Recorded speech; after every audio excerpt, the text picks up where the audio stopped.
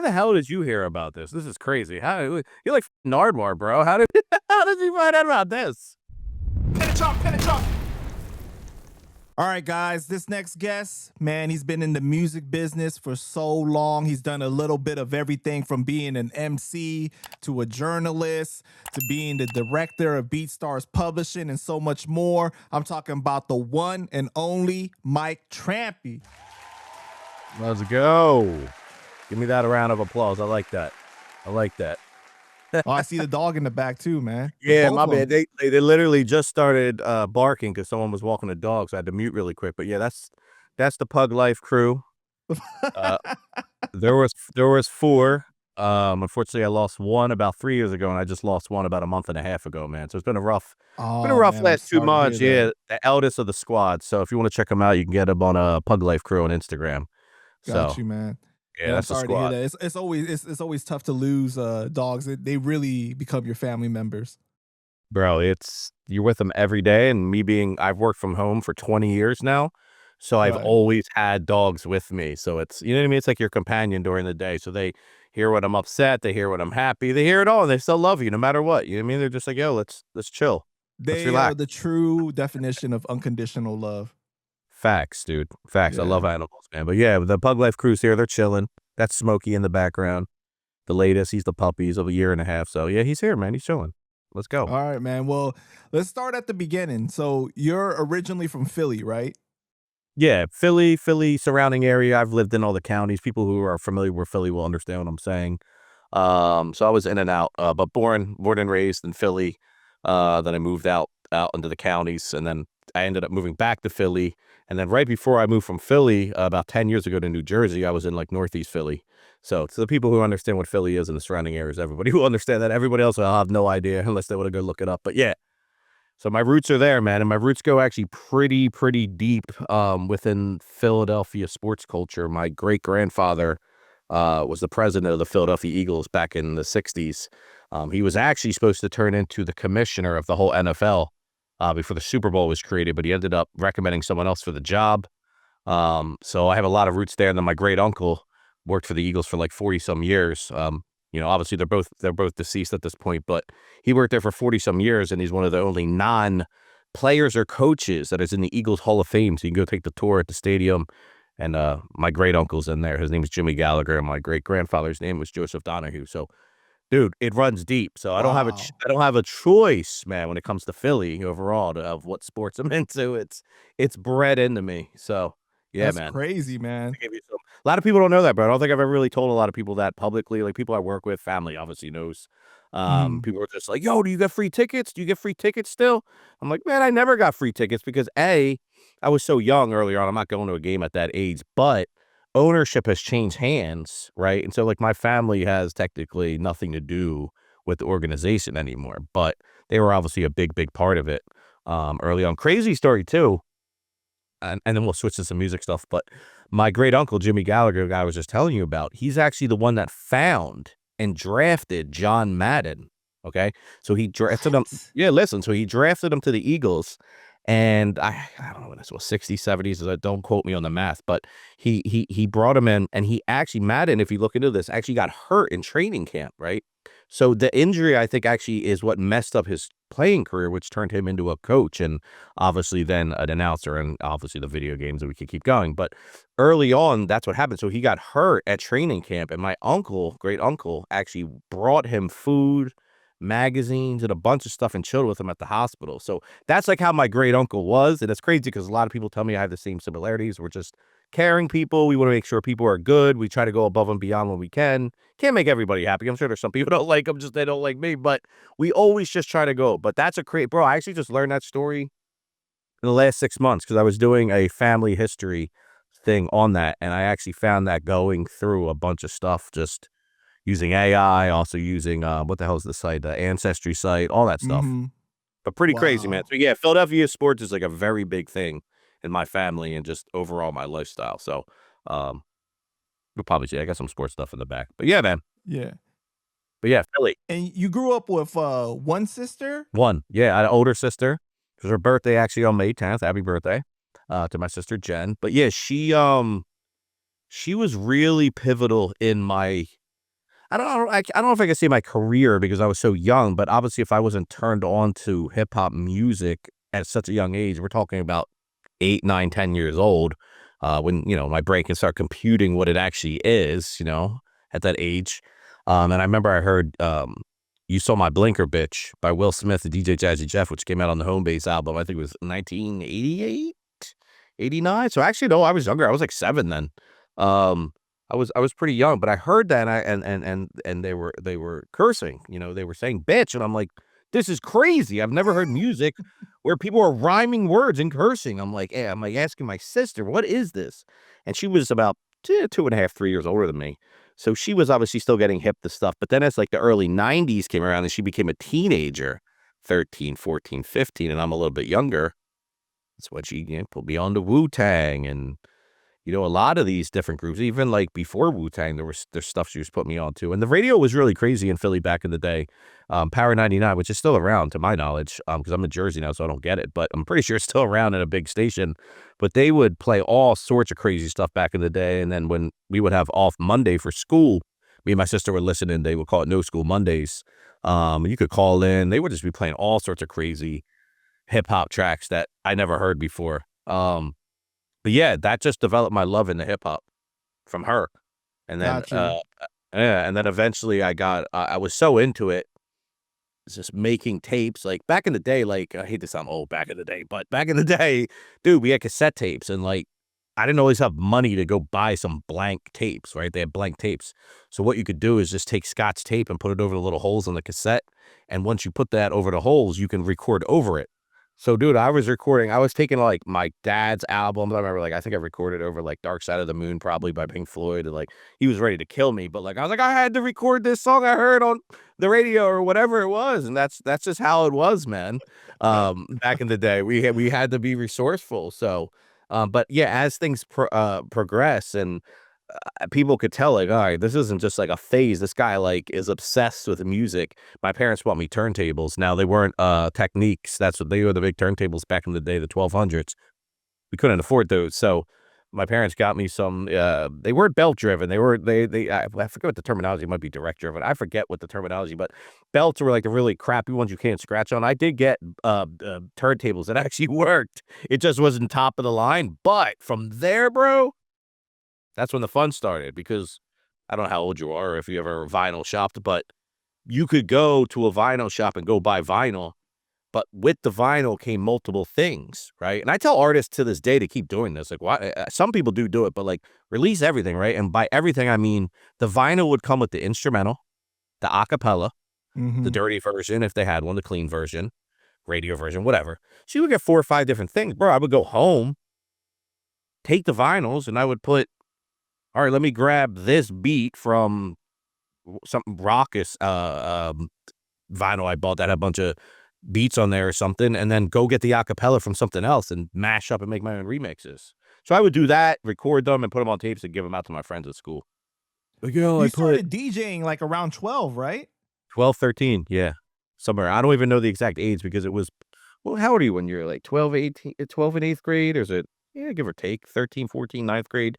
So it was like the year or two before I went to high school. So 7th, 8th grade is when I started. So whatever age that is, it was like 12 or 13. Yeah, That's about that age. Yeah, right. Mhm. So that's how I started, man. It basically just started making mixtapes, just recording. Then I realized I could plug a mic in and record to it. So I started rapping, everything.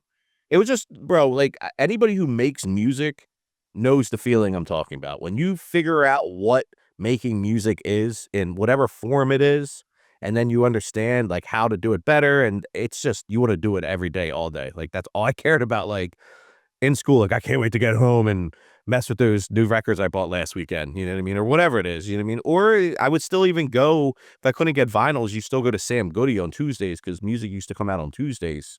Oh, I'd skip school a lot and go to Sam Goody. And you could buy cassettes that had all that too. Dirty version, clean version, a cappella. Like, so I would somehow play one on one radio and have another one and hit record and do this. You could just, whatever I had to do. Like, it was So was fun, man. DJing your first element of hip hop? Yes. I always wrote poetry though, so technically you could say rapping, because I wrote poetry. I was in a poetry club, like all these things. Funny enough, like I was in all these things because I like to write. I'm actually a really good writer. Just for poetry in general, and then for rapping, I'm a really good. I'm not a bad freestyle. Like I'm pretty good, but I always struggled writing full songs. I would write a crazy verse and a hook, and then be like, I don't have anything else. Like I would just hit writer's block, and so that's why I switched from making music to more on the business side. We can get into that, but um, DJing, I would say, would have to be the first real thing, and then eventually that stopped over time, and rapping became my actual thing. And that's how I met a lot of people. What was the record that made you feel like this is what I want to do? I don't even know if there was one, man. It might be that song. That's why I pointed out that Will Smith song, and a lot of people maybe even heard that song, but it's the same album that "Summertime," which is, I think, one of the best hip hop songs of all time. I don't do rankings. Here are my top 5. I'll just say is one of the best, right? And because I Right. have a lot of them. I just love music in general, but, like, that album, everyone will know "Summertime," but a lot of people don't know "You So My Blinker Bitch," and if you listen to the song, it's a very simple song and kind of corny, 'cause, that's just how Will was, but that was his personality, what made him so dope, in my opinion. I think he was a pioneer.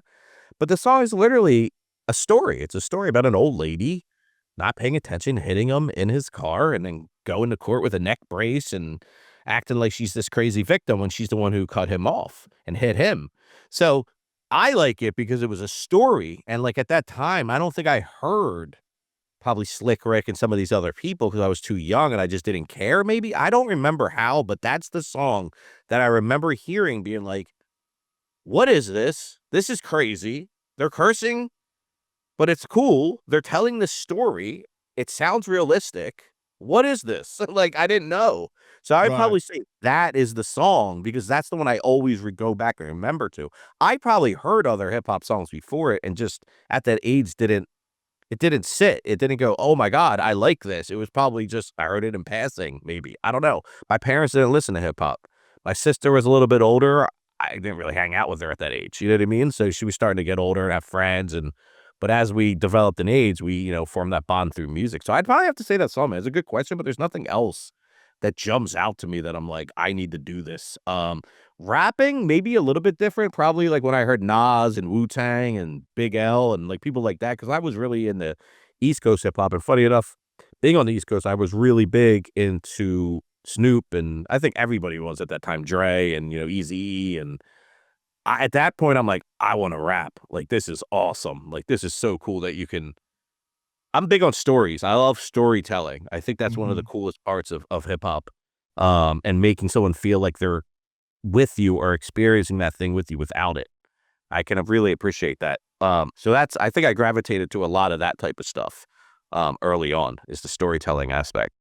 So when you started rapping, like, were you doing ciphers, battles, or just like rapping at the lunch tables at school? Like, how did it start for you? Yeah, lunch tables at school were always something that, it wasn't even that, not battles, because not a lot of people in my school rapped, and if they did, no one was like, "Let's battle." It was more just like kicking bars at the lunch table with the little desk banging, and just, and you would just go over it and just whatever. Parties, sometimes if it was the right party, if people were into that, some parties, you had a lot of girls, they wanna listen to R&B and stuff like that. They don't wanna hear Right, a bunch right. of dudes from their high school rapping, or however, old I was at that time, so but it depended on the parties. I never did any battle rapping. I'm not a battle rapper, like, that's not like I just told you, I'm more storytelling, and I'm not saying you can't tell stories in battle rap, but I think it's a little bit different, and it just was never my forte. It, like, wasn't something I was like, "Oh, I wanna battle rap people." I just like to rap and make music. I wasn't really in it to battle people, I guess. Even though battling was a big part of hip hop, I get it in general, just never really interested me. Just wasn't the style, I guess. I would rap about a lot of funny stuff and just like, it's not battle rap material, but, yeah, just shit like that, man. Just Were you already deciphering. Mike Vicious from the beginning, or you had another name before? No, that was it, man, and that's funny. That was the first tattoo I had. I got that when I was 17 with a fake ID. Oh, MIC Vicious. I was still in high school. I was, like, one of the only kids in high school in 1999, 2000 with a tattoo. Um, but that was the name, and I don't even know who gave me that name. I don't think I made it up. Like, I think someone was just like, "Dude, Mike, why are you so vicious, bro?" Because if you really get to know me, like, I'm a super nice person, helpful, like, try to just do the right things, but if something bothers me and gets on the wrong side, I will admit I have a little bit of a short temper, and that's something I've always worked on throughout my life. Is I can be pretty vicious if I have to, and I don't like to be, but it's a side that shows its face, unfortunately, at times, throughout my life. So I feel like a guy is, it's like your fight or flight, I guess. You know what I mean? And mine is to turn vicious, I guess. So like, that's how I got the name, Mike Vicious. But also, I would just say some crazy shit when I was rapping. I'm trying to think of something maybe I said, but just be like, oh, that was vicious. Just like, you know what I mean? That was kind of how I got the name. Right. Even though I wasn't even rapping aggressively, like I wasn't an aggressive rapper. I think it was just more people knew me, and then the bars are just vicious, I guess, at times. So I don't know, man. It's a cool name. That is my name, Mike, but M-I-C. And people are like, isn't that Mick Vicious? I'm like, spell Mick. Excuse me, spell Mick. M-I-C-K. All right, well, where are you getting Mick from M-I-C? How do you spell Mike? Goal. M-I-C-H.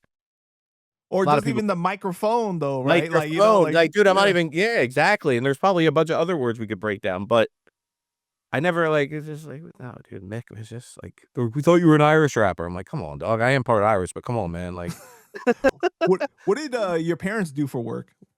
my dad was a mailman and my mom was a waitress, bro. So we was blue collar or whatever you call it. I forget what that terminology is. Basically, it's basic jobs, man. It was not anything that was super, I don't know, like, you know what I mean? They weren't lawyers or doctors or like, but listen, at the end of the day, they were doing stuff that they enjoyed and it provided money. It was stable. And yeah, they had a lot of experience doing it. I think it was different for like people before us, man, like parents and stuff. Like a lot of them just stuck with just the job that they had, and college wasn't as big of a thing to do. And obviously there was no internet, so there wasn't a lot of these other jobs out here, like how I got into the music industry. But yeah, that's what they did, man. But like that, you know what that taught me though, man?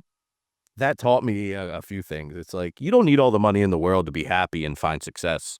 That really starts within, and who you surround yourself with, and kind of how you paint your reality. Obviously, we all need money to survive, but it taught me that, but also taught me hard work. Mm-hmm. Dude, as soon as I turned 12 or 11, or probably when I got those turntables, it was get a job. I'm like, fucking 12. I don't know if I curse on you, but it's like, I'm 12. Like, what do you mean? Like, got a paper out. Hated it. Quit after like 3 weeks, but got a We job. prefer that you curse. Oh, okay, prefer word. All right, so fuck it. So, but it was instilled early to work hard. Don't wait for anybody. Get it yourself, basically. And it's like, provide. If you you like that, okay, go get a job and buy it. My dad's famous thing, and if he ever heard this, he would laugh. Is, we had at one house we lived in, we had a garage, and it's connected to the house, and I would go outside and play basketball or do whatever, and if I left the garage open too long, he'd come out and be like, "You think we're heating the whole neighborhood?" Just like, Right. bro, what are you talking about, man? Like, the heat ain't even going out of the garage. Like, it's in the house. Is there a heater in the garage? No. But like, the idea was just to instill things cost money. There are Consideration. expenses. Yeah, to just being a parent, and they were raised extremely differently, a lot more strict and things of that nature. Just parents in general, grandparents, things were just much different, obviously. But like, things, it might sound silly, but those types of things instill in you that, listen, my dad worked hard for the money. He didn't have a lot of money, wasn't rich, being a mailman. They paid decently and good benefits and things of that Mm-hmm. nature, and vacation. Like, dude, I'm not saying it's a pretty decent job, but it's not like we're loaded. So it's like, remember, hey, and more my sister, you're in the shower for 20 minutes, cutting the water.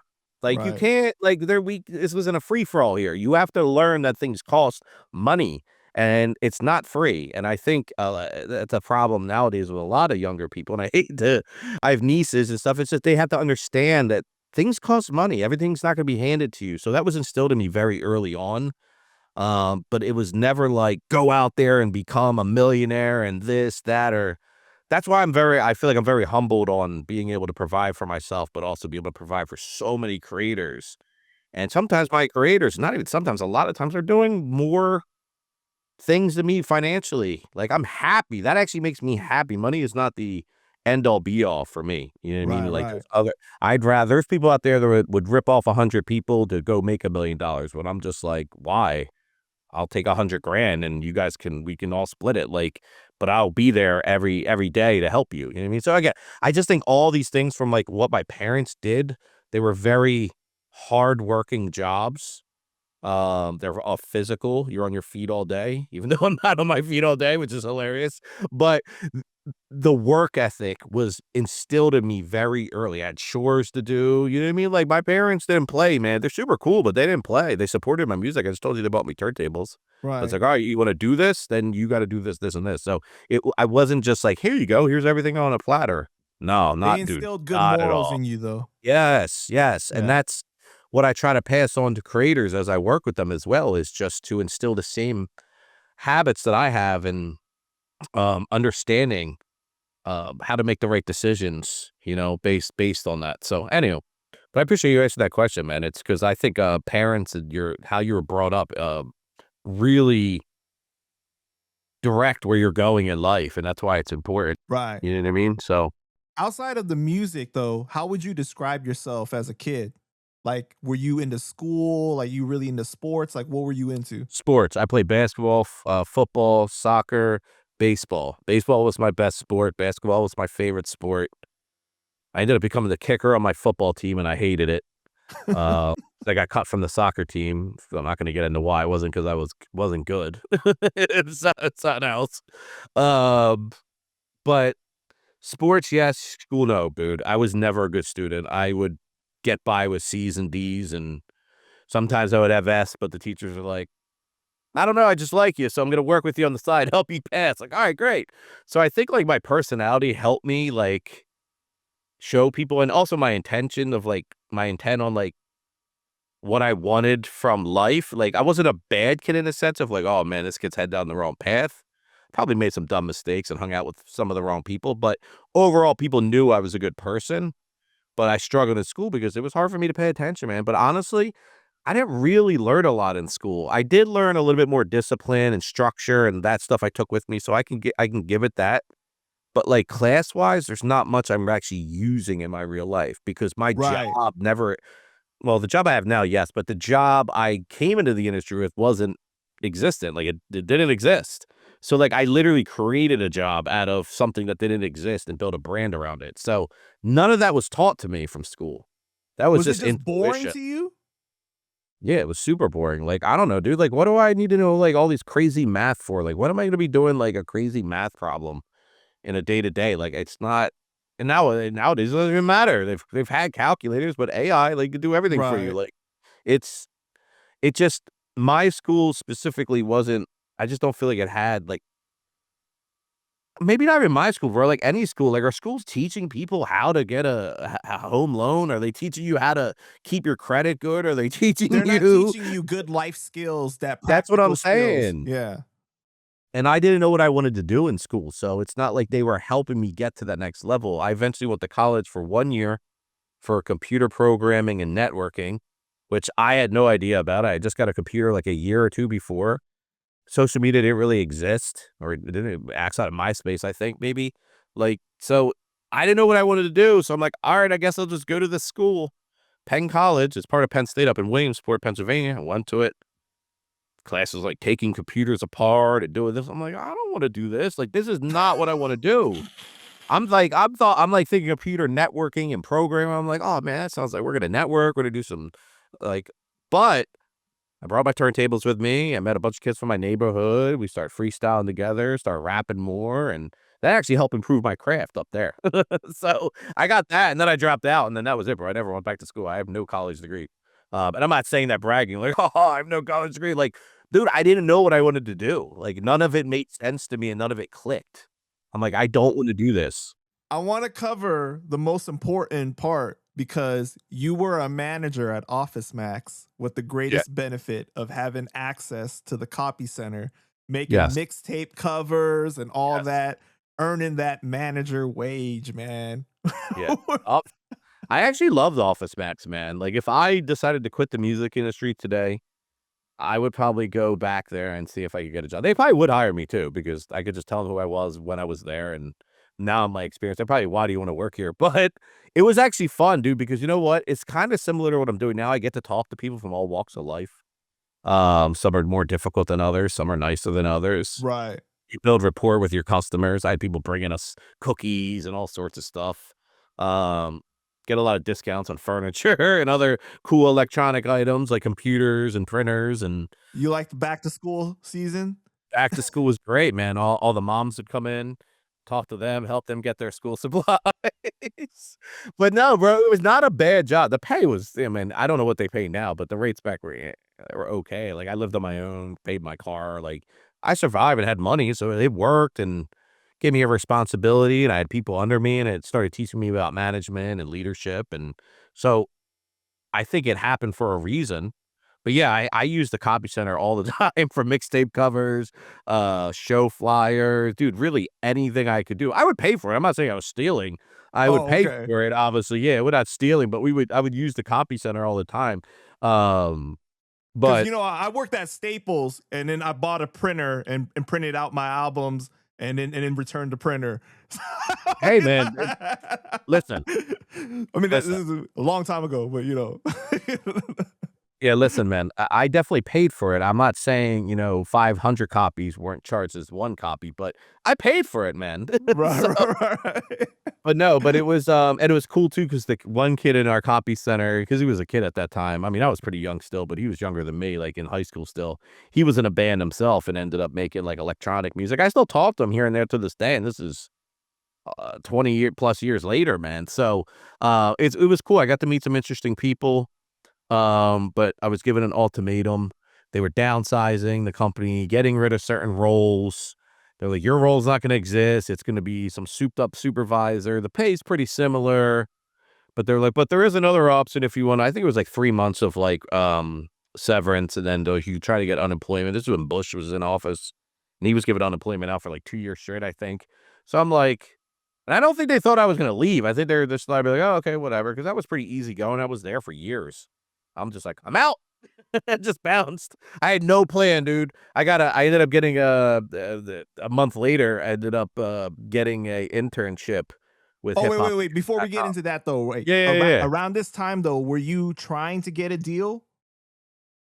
Deal in what matter? Like music wise? Yeah, with a record deal. Um, I don't even know, dude. No, like if it happened, great, but no, like it wasn't. When I made music and when we made music, yes, of course, we wanted to get our music out there, but it also wasn't like the main driving factor. It was just like, let's make music for fun, and just put it out. And we were probably the only ones listening to it at some point. So no, I don't think it was like, yo, I wasn't taking it as seriously as let's go look for a deal or I can make a career out of this. I just was like, this is fun. And then over time, I realized, dude, I'm probably not ever gonna get anywhere far with this not because I sucked.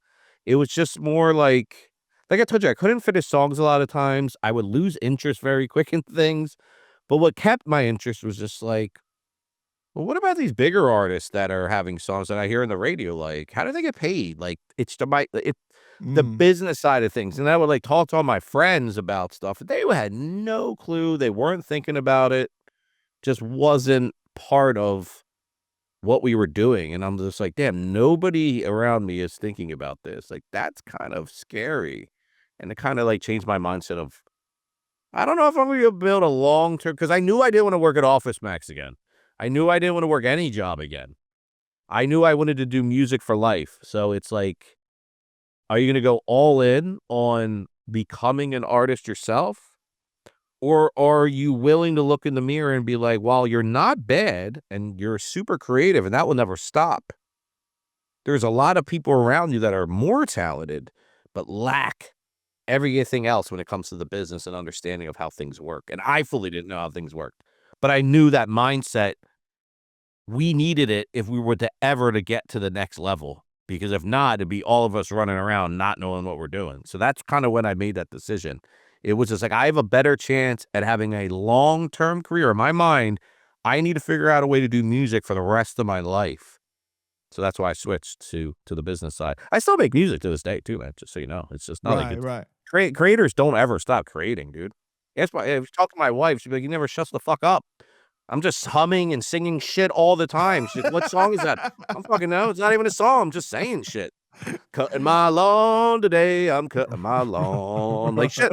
I just cut my lawn this weekend, bro. It's just I don't know. It's like my brain doesn't You have shut off. ADD? I've never been diagnosed, but I'm sure I have that and like 8 other things. I mean, dude, I'm very transparent about mental health. Like I've had anxiety and depression issues. I've been on medicine for 20 plus years, like, and it runs in my family. I have an uncle who committed suicide. My grandma was very sick later on in her life before she died from cancer with a lot of anxiety issues. So I'm very empathetic to just mental health as a whole. But I'm sure, dude, bro, I'm sure I have ADHD. If I really pressed the issue, I could get medicine. I'm sure I could. But I use it, man. It's like a tool.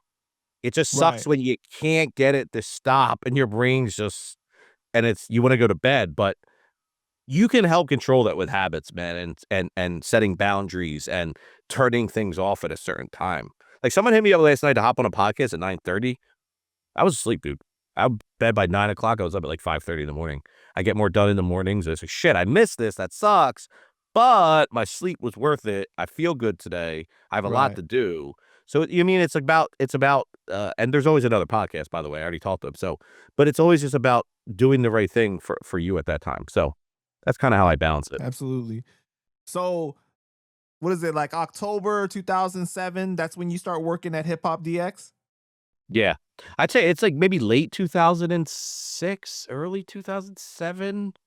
Your I LinkedIn think is that I October 2007, so I don't know. That might have been that might have been full time because what happened is I got an internship, right? They had this thing, do you want an internship? And the reason I knew about it is because HipHopDX was the only hip hop website I would go to for news. I visited All Hip Hop. I think it's always been All Hip Hop. I feel like they changed their name, maybe not. But It was all hip hop, and there was SOHH too, right? yes, there's Yeah. SOHH. A lot more came after that too, dude. Yeah. But I think at that time it was those main ones. But I always liked DX because it like I think it was like brown and just like had this like cool, like organic, like just The dope aesthetic hip of hop. it. Yeah, everything just made sense to me. So I saw that they had posted something, I think, on the website or somewhere like we're looking for interns. So I'm like, fuck it. I'll send in my thing. I have no music industry experience, no media experience, no journalism experience, no college degree, bro. I'm just like, yeah. So the dude who hit me back, his name was Paul. Forget his last name now, but super dope dude. Shout out to you, Paul, for giving me a shot. And he basically was just like, yeah, like this isn't a super structured thing. I remember it like not being like, you had to do this. You know what I mean? There wasn't any crazy login to do shit. And like all we had to do was they're like, give us your address. We'll send you some merch. I think they give me a shirt or two, flyer, CD, stuff like that. And we're like, just hit the town and tell people about Hip Hop DX. I'm like, what you got to understand at this point in my life, I had no more OfficeMax. I had a car and Philly was right there, dude. So I went out every single night and found events to go to. And I ended up finding different beat battles. I have different just open mics. And I would just go there. I'd run into Petey Crack. Hey, Petey Crack, you want to hold this Hip Hop DX flyer and get a picture? Sure, man. Boom. Now I got a picture with Petey Crack promoting Hip Hop DX. Hey, Freeway, dude, every time I was out, I'd see somebody be able to get a quick, what's up, picture, get them to hold the flyer. They would be like, oh, yeah, I heard of that. Like, so they're cool. So what I did is I went back to the internship while everybody else was just like posting pictures of like their friends and just like some people at some events. And it was cool. Like they were doing a thing. But I came in with all that plus all these big rappers from Philly at that time holding it. So they're like, whoa, hey, man, we want to talk to you more. And that's how it started, dude. And then eventually we talked, did it for a few more months. And then, yeah, they hired me as a part-time, I don't even remember what my role was, part-time something. And that's kind of how it started, man. So I was living off severance, part-time DX money, and unemployment. And then when the severance ran out, woo, man. DX part-time money and unemployment, that was close, man. That was like, let me go check my change drawer to see if I have enough gas to get to the show tonight. Oh shit. But you made it work. You made it work, bro. So those were very interesting times, but defining times because eventually I would be out so much, people started being like, oh, that's the Hip Hop DX dude. So then I started going to beat battles, and I don't know if you've ever heard of I Standard Producers. It was a big beat battle producer event that one of my good friends, who unfortunately passed away about a year and a half ago, named Jay Hatch, um, that he put together. I didn't know him at this time, and we were at, so my boy owned his parents, or his dad owned a pizza shop. It was like right outside of Philly in a town called Jenkintown. It's literally 10 minutes out of about uptown North Philly.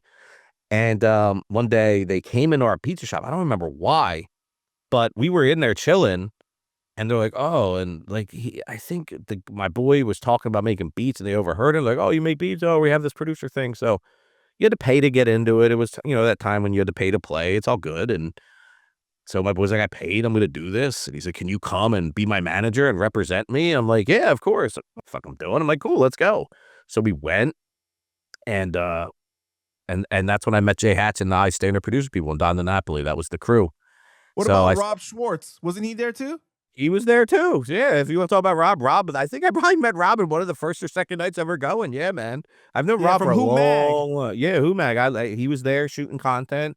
A lot of things started from that area, man. But it got to the point over time that producer won, by the way. He first place. So then they're like, "Oh, okay, nice to meet you." That was it. So then my other producer friend was like, "The guy should do that shit." I'm like, "Yeah, do it." He did it. He did it again. He did it. He won. So that at this point, the J Hat sees me. He's like, "Bro, isn't this the second time in the last 3 months your producers have won?" He's like, "Who the fuck are you?" I'm like, "Oh, I'm just bringing my boys. These are all people I grew up with, like in my neighborhood. It's like not like I'm finding producers from all over the world and bringing them in." I'm like, "These are just my homies." Like, I don't know. So they're like, "All right." So I was like, "I got one more producer, and he's actually the best one in my opinion." They're like, "What?" I'm like, "Yeah." So brought him through like 3 months later because I think they did them quarterly, the events. They weren't every month. He won, bro. Not only did he win, I think it was Amadeus was there, who's a really dope producer, who's been in the game for a while. He took off his chain. It was either him or someone else took off their chain and put it around my boy's neck, and we're like, "Bro, you got this." My boy fucking smoked everybody. So at this point, they were just like, "Who are you, dude? Like, are you just breeding producers in your backyard?" I'm like, "No, these are my friends." They're like, "What?" So they invited me to New York, started doing meetings with them, telling them, and then that's like, this is just to be clear, this is like right around this time is when I was starting to do the internship. I wasn't at DX full time, so I told them, "Yo, I'm working at DX," and a lot of these events I would get pictures from there because there were so many people there.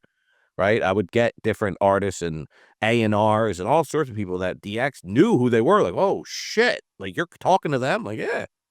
So basically, I just started going to their events. I would go up to New York, bring my producers, just go and listen to producers, drive up to New York 10 p.m., drive home 4 a.m., like multiple times a week, and just start building with them, doing the DX shit. And it got to the point over time when I'm sure you know who Lenny S is, one of the Right. biggest A&Rs industry execs out there, with Rock Nation. And obviously he was with Jay back then. At one point, I remember being like, they were missing a judge, and I hadn't judged any events yet. And I remember Lenny S being going, "Yo, get the HipHopDX kid to judge." And I'm like, "Holy shit, this guy actually knows who I am." But he knew he was the HipHopDX kid. So I ended up judging an event with Lenny S and somebody else, and they're giving their critique. I'm like, "Oh, yeah, fuck, I don't know what to say." I'm just like, "Yo, I could hear so and so on this and this," and they were like, "Yeah, yeah." Like, so I just like, you know what I mean? Because I didn't have that industry experience or knowledge yet. I just knew music and like music, so I would just describe who I could hear on the beat, what styles I could hear. Like, I just used my intuition as an artist as my feedback. But eventually, I started judging a lot more of these and being put on the flyers as the judge. Mike from HipHopDX, Mike from HipHopDX, Mike from HipHopDX. So that was the brand, dude. And then eventually, they're like, "Fuck, we got to hire this guy." Hired me. And they flew me out to LA for like a big company meeting, and it was deciding on where we're going to spend money as a company. And we all had to vote, and I voted to create social media accounts and let me build social media. And the CEO was a little reluctant. I'm sure if he ever talked about this, I would hope he would admit it, but he was a little reluctant. Just Wait, like, I don't what know. social media accounts are out at this time? Facebook, Facebook, MySpace. yes.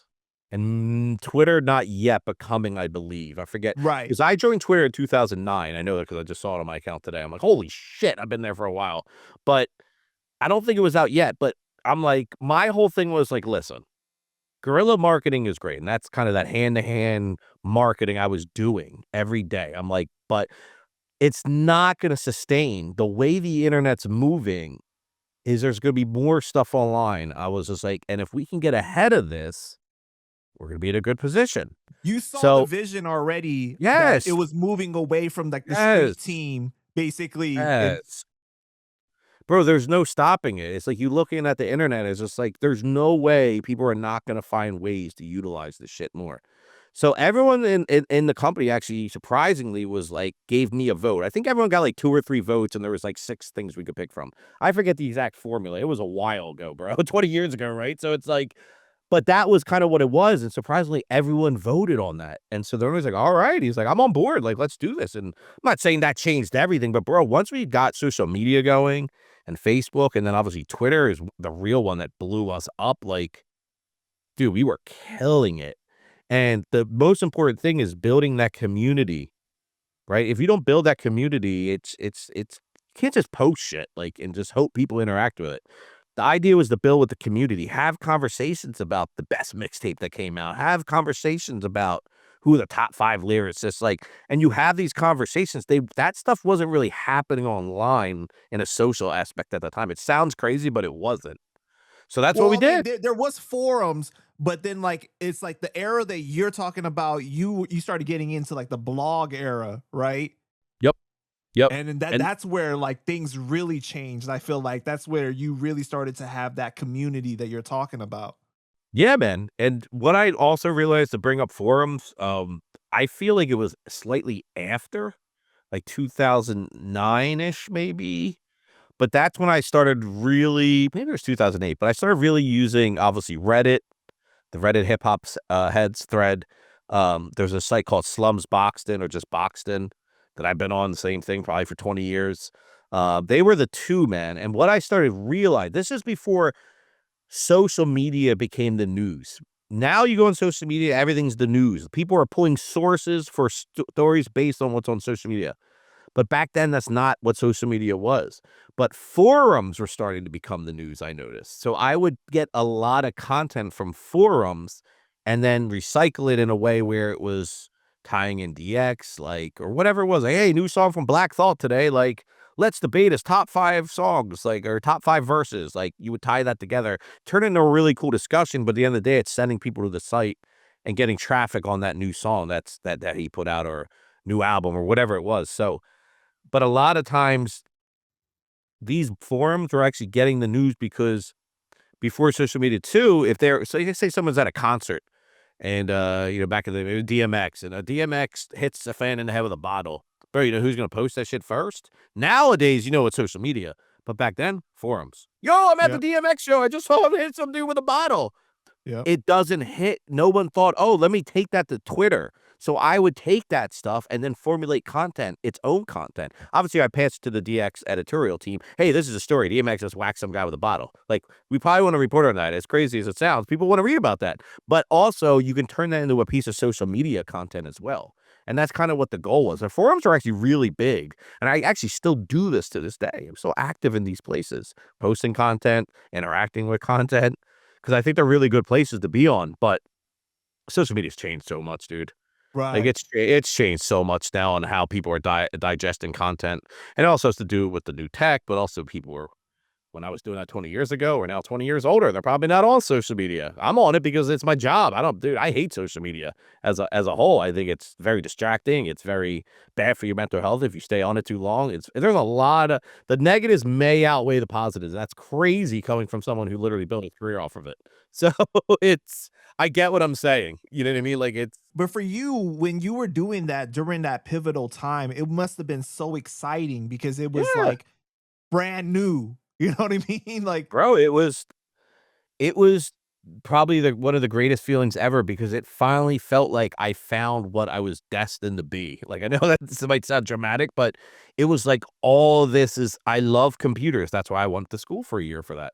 But it wasn't what I wanted to do because I didn't know what you could do with computers, right? I didn't know at that time. There was no social media.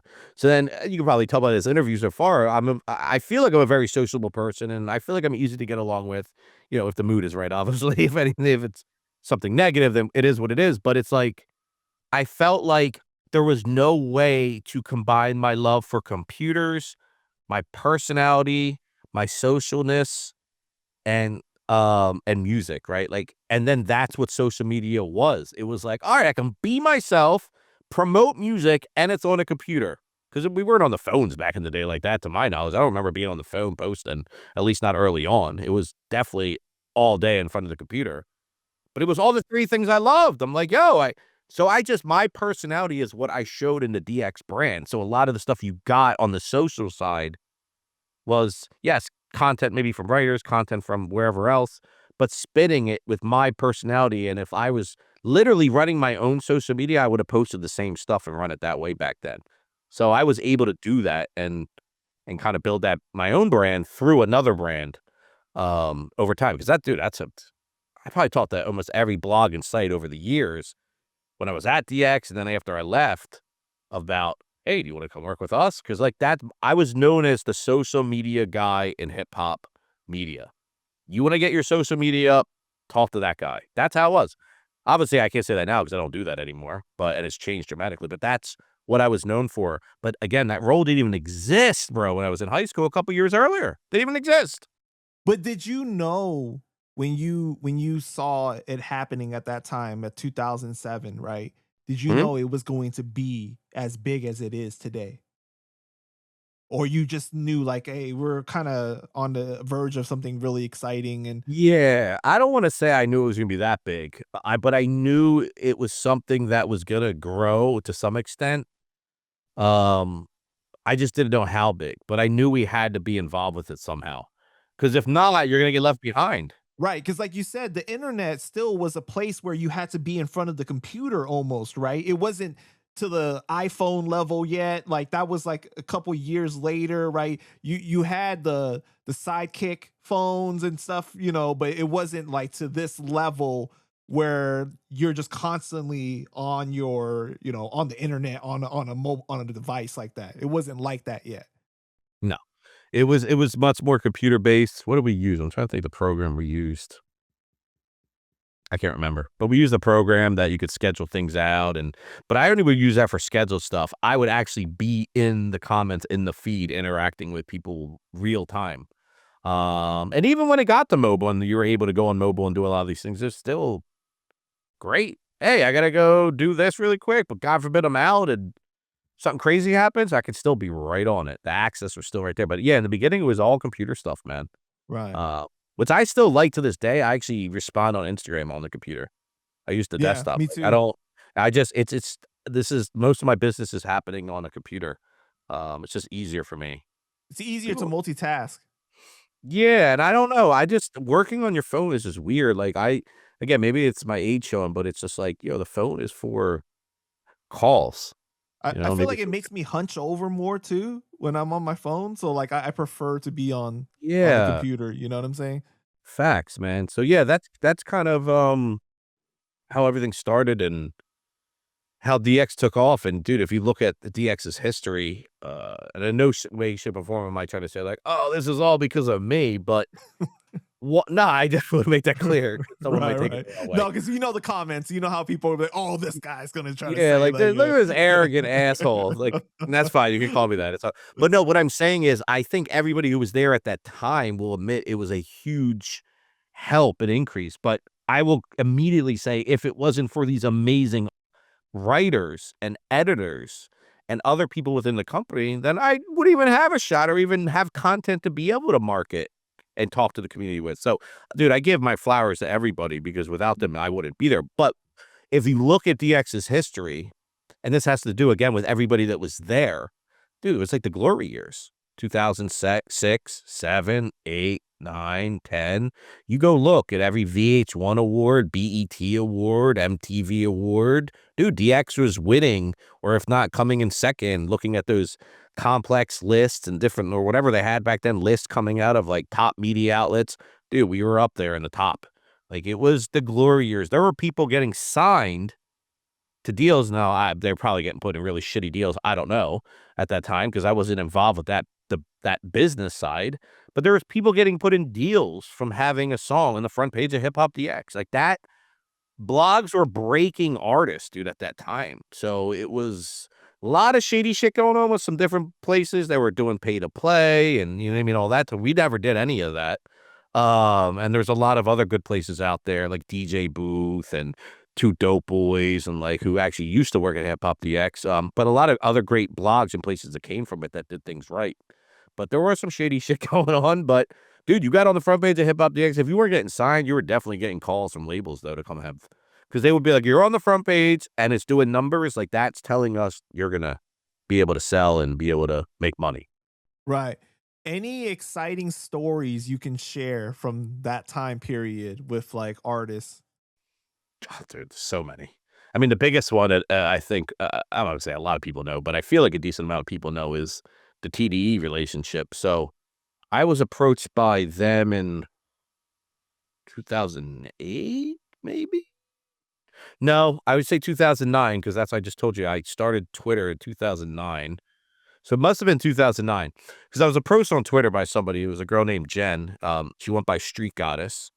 I still talk to her to this day. Super nice girl.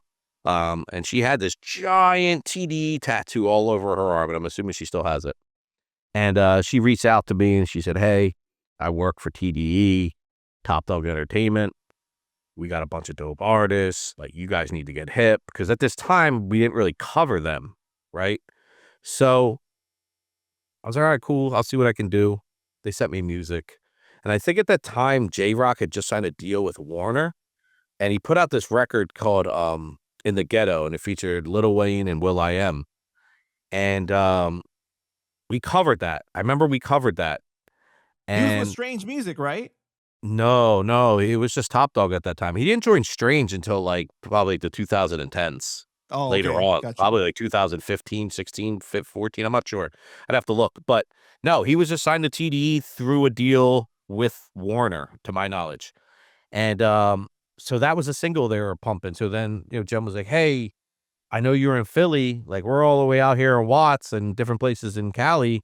Can you help us get their music, J-Rock song, out to the East Coast?" I'm like, "Sure. Like, I'll just give it to all my DJ friends and people in music." And I had other relationships now at that point, New York. And so they sent me a bunch of those not mixtapes, the single cover. They look like a mixtape, but the single cover with the CD. They sent me some Top Dog merch, stuff like that, right? So I would go give it out to people and just tell people they need to check them out and all that. So I did that for a little while. I wasn't paying or anything like that. I was just kind of looking out because I like the music, and I was like, these people are pretty dope. DX started covering them a little bit more. And then I remember they hit us up and we're just like, "Hey, we got this new artist named K Dot." I think he was 16 at that time. And I'm like, "Okay." So they sent over some music and it was good. We're like, "Oh, it's pretty dope." Like, cool. Like, and I think we ended up doing something with them. But as I was talking to the girl Jen, we were talking just more about how we can help more. I was trying to put together a Philly meets like Compton or Philly meets Watts type of mixtape where I could try to get Beanie and Freeway and PD Crack and like, all these Philly rappers that do like a collab mixtape with all the Top Dog artists. And then we could basically swap fans. That was kind of the idea. Wish it happened. Never did because nobody knew who they were. And I'd ask people, they'd be like, "Huh?" Some Freeway said yes. There was a few people I remember who said yes, who were super cool. Like, "Yeah, music dope, we'll do it." Da, da, da, da. Never happened. Dang, But over that I time, bet you they wish it happened now. yeah, bro, that shit would have been so crazy. That's the first thing. But over time, bro, so I was doing like a lot of these different things, and I think Jen and maybe the whole crew, who knows? Because the only other person I talked to was Punch, for some time back then. But I think they felt it like, damn, like this guy's been helping us outside of DX, like plugging us. He's helping us with some stuff. Never paid him a dime. Not that I've ever asked for money, but they're just like, "Yo, we're gonna send you some merch, like personal merch." So like, there's a plaque behind me if you could see it. It's next to the BeatStars one that has like a Right. head, two CDs. That's all. That's all. That single plus it's the TD first mixtape they dropped, signed by everybody. Kendrick, well, it was K Dot Wow. at that time, Absol, Schoolboy Q, J Rock, and then there's a personal note written from J Rock to me thanking me. They giving me drops, like I have drops of them guys shouting me out. So they did a bunch of really cool shit, but I'm just like, "Yo, I would love to get a song with you guys. I'm helping you. Can we get a song together?" They're just like, "Yo, send it over." So my boy, the guy who I said won that last beat battle, I felt was one of the best producers that I was working with. His name is Natural. Um, I was like, bro, give me some beats. I'm gonna get this guy J-Rock. He signed to Warner. Like, you know, he's dope. Like, I'm gonna get him on a beat for you. So okay. So he gives me this beat. It's fire. It's just some like boom bap hip hop shit, but like definitely something I could hear J-Rock on. It had a dope vibe. So I'm like, all right, cool. So I sent it over. You know, a couple weeks go by, maybe a month. Like, man, I'm never getting this track back. Probably hit him up. What's up with the track? They're like, oh, yeah, we'll have it tomorrow or something or whatever. We'll have it in a day. All right, cool. So lo and behold, here they come back. Here you go, dude. We've recorded. Oh, by the way, K-Dot heard the beat and loved it and asked if he could get on it, and we thought it was cool. So we put him on there too. But he changed his name from K-Dot to Kendrick Lamar. So if you're wondering who this guy is saying Kendrick Lamar, that's him. I'm like, whatever, cool. You got to remember, he just was not there yet in 2009 or whatever. Like, it was just, J-Rock was actually the lead act they were pushing. Right. He was the hype man for J-Rock.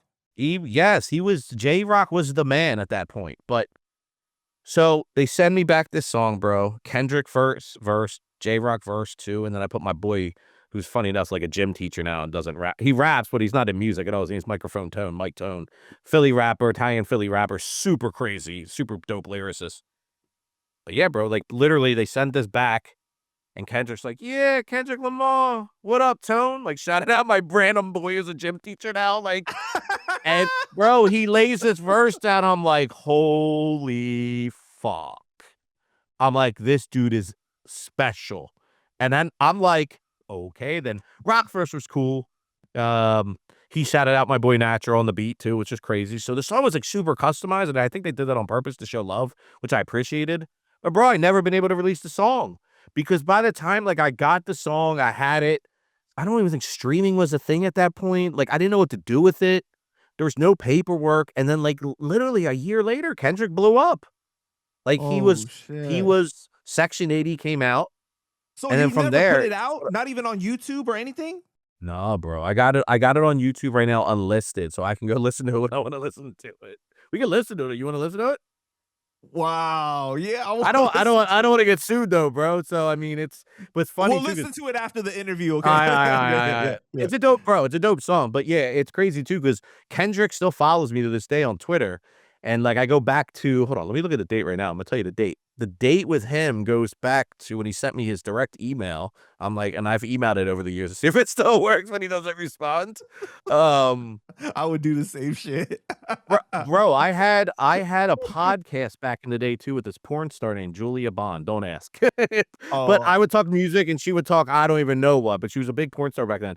J-Rock and Kendrick would come into the room. It was on, I'm trying to remember the channel was on because no one had video cast. It was a video cast thing. And they would come in and they had their studio that they record out of, I learned, it was like all wood, but they'd always be in this like all wood room and like just, but they were there just shouting me out like, yo, Mike, what up? Like they were super cool, man, back then. Cause you got to remember, like that time they weren't who they are and what they were doing. So it's just like any creator I talked to, it was just a conversation that was just normal. Like I'm not gonna say friends, but just a very supportive, helpful. Like, I don't know. They were cool dudes, man. Like I always rocked with them. I'm trying to, where the hell do you get DMs on desktop? Oh, chat, though. They changed the name. Let me see. Kendrick Lamar. Hold up. I got to go back up. November 30th, 2010, bro. He sent me his email. Oh, shit. Yeah, so that's when. So he follows me, J-Rock, they all do, Punch, they all do. Like all the two, they all still follow me. So what happened, I'll summarize. I can't get into it all because some of it's some personal shit that I don't actually know the full scope and I don't want to label or say anything that's wrong. Right. But basically from what I heard is even before Kendrick blew up, the girl Jenna worked with, unfortunately, was released from TDE, if that makes sense. She no longer was working with them. And I'll leave it at that. So they didn't talk to her. They were talking to me through her. Relationship ended. That's Damn. it. But they still follow me and all that stuff. And I talked to Punch maybe like 2 years ago.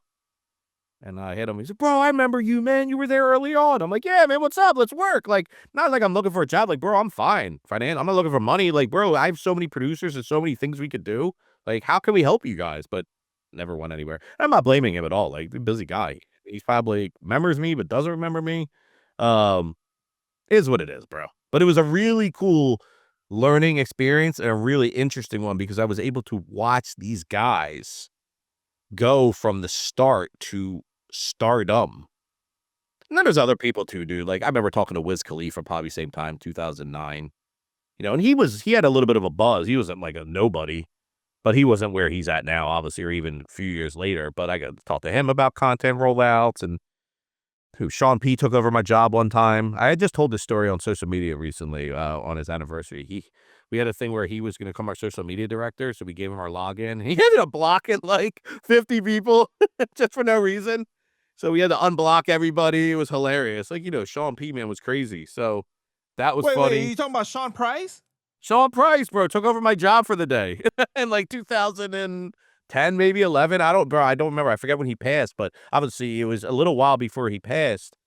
But yeah, the idea was Sean P's taking over BeatStars for a week. So for a week, he became the editor-in-chief and got to pick all the stories we wrote about in interviews. And then he took over social media for a day. And I didn't know this till like a week or two later that when he was running our socials for the day, we actually gave him our login. We're like, that was risky, but he did a great job. But then I had all these people hit me up personally like, yo, I don't know you, Mike, and you don't know me, but I followed you on HipHopDX, and I think Sean Price blocked me. I'm like, fuck, man. I'm like, fuck. Tried to unblock all these people, apologize, but looking back at it now, I'm like, I love that guy. That guy is the man. What was your relationship like with Sean? I didn't know him very well. I talked to him very minimal times. A lot of that conversation started through other people at DX who had relationships with Duck Down. But yeah, so I didn't I can't say I had like a crazy relationship with them or anything, but I've talked to them. I've talked to the Duck Down people a lot. I left this out, but early on too in the DX time, I had a CD duplicator. Put one disc in, it will spit out 10 in 2 minutes. So I was I ran that too as another little side hustle. I had duplicating CDs for all like local artists, whatever. So basically, once DX found that out, they would just ship me the blank discs, the covers, everything. And the disc would have like print on them already, but they're blank. So to save costs, I would just duplicate them and bag them. Dude, I bagged up 50,000 mixtapes one summer for HipHopDX, bro. Holy shit. 50,000. And we handed everyone out for free at the Rock the Bells Festival. Free mixtape, $10 t-shirts, to the point that I believe, I wasn't told this, but I believe we didn't do any more of those because we were undercutting the $40 shirts that people were selling because we had Hip Hop is Life and just like all different shit. And we were selling them for just basically almost cost, man. So the goal wasn't to make money. It was to increase brand recognition and drive people to the site, which it did, dude. Because we have 50,000 mixtapes out with all these dope cuts. Artists are giving us cuts just for it. So shout out to Rockness Monster, man. I just interviewed him not too long ago. He's a really good brother. But how did you guys come up with the idea to have Sean Price take over your job? I don't know. I think that was I don't want to give the wrong person credit, but I feel like that was probably a Jake Payne move. Jake Payne, it's a guy I worked with at HipHopDX for years, another Philly guy too. So we have a great relationship. I actually just talked to him recently, even though we haven't worked with each other since probably like 2012. But we've stayed in touch. I think it might have been his idea. If it wasn't him, it might have been Kathy's. If it wasn't hers, I don't know. It was somebody's idea who had relationships and was like, we need to get him to do this because he's hilarious. He's hip hop. We've been covering him. Like, it would just be fun. There might have been a rollout too. We probably had an album drop it or something. It was probably built around a rollout. We did a lot with Duckdown, but what I was getting at is I had to drive.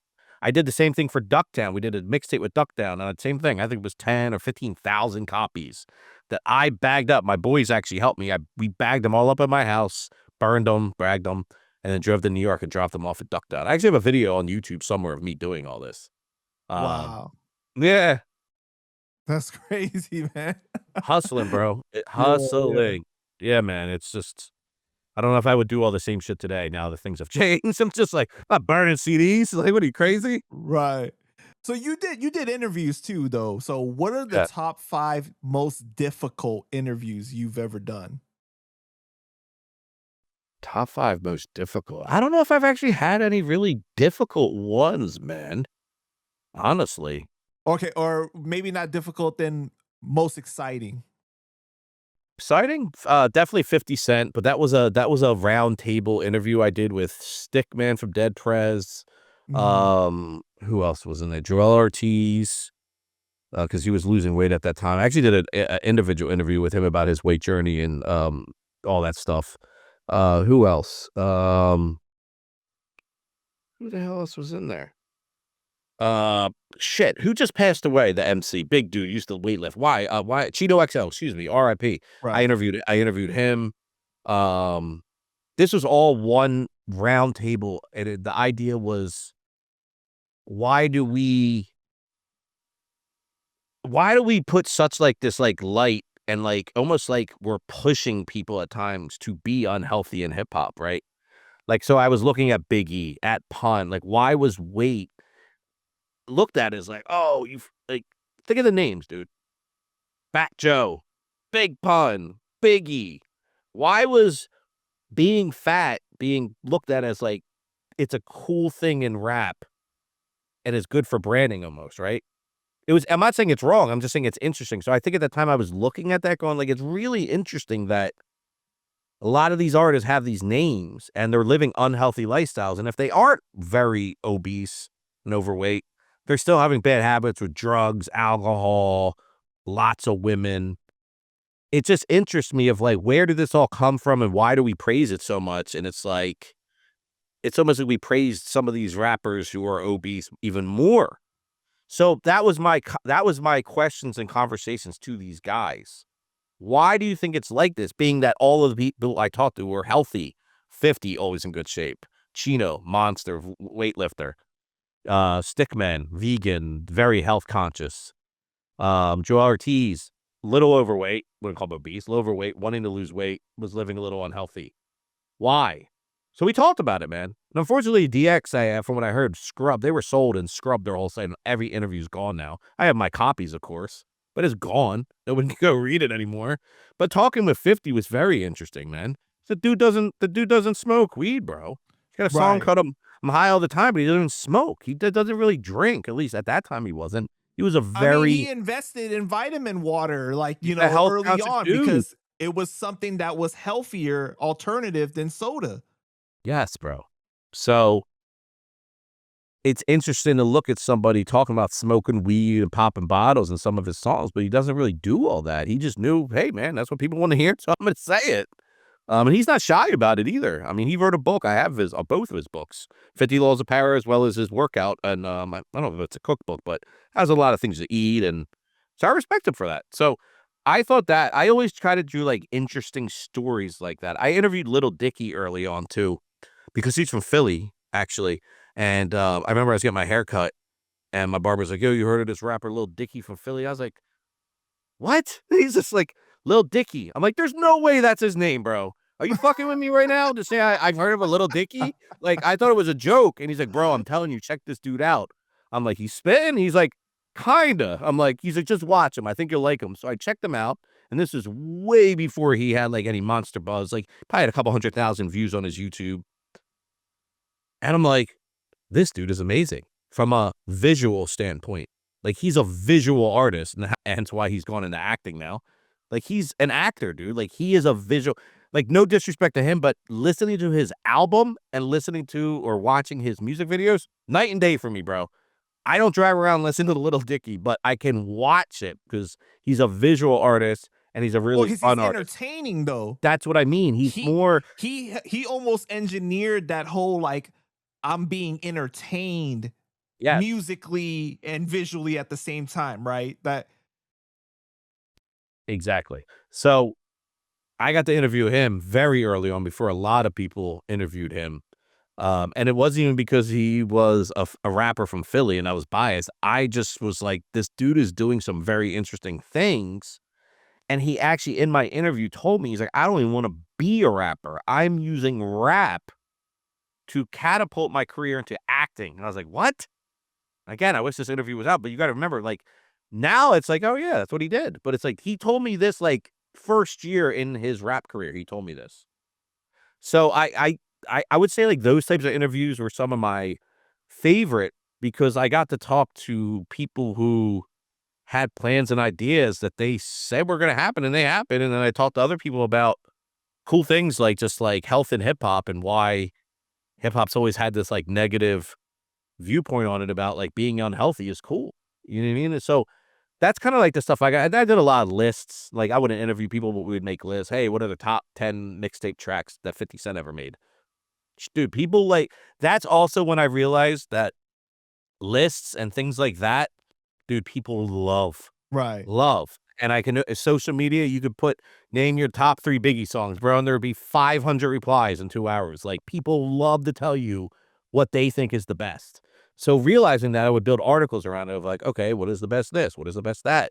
And I would pick weird numbers, like, here are the top 7 things, here are the top, 9 things. Like, instead of round numbers like 10 and 5, and I would try to be weird, so it'd be like 7 things. Like, what?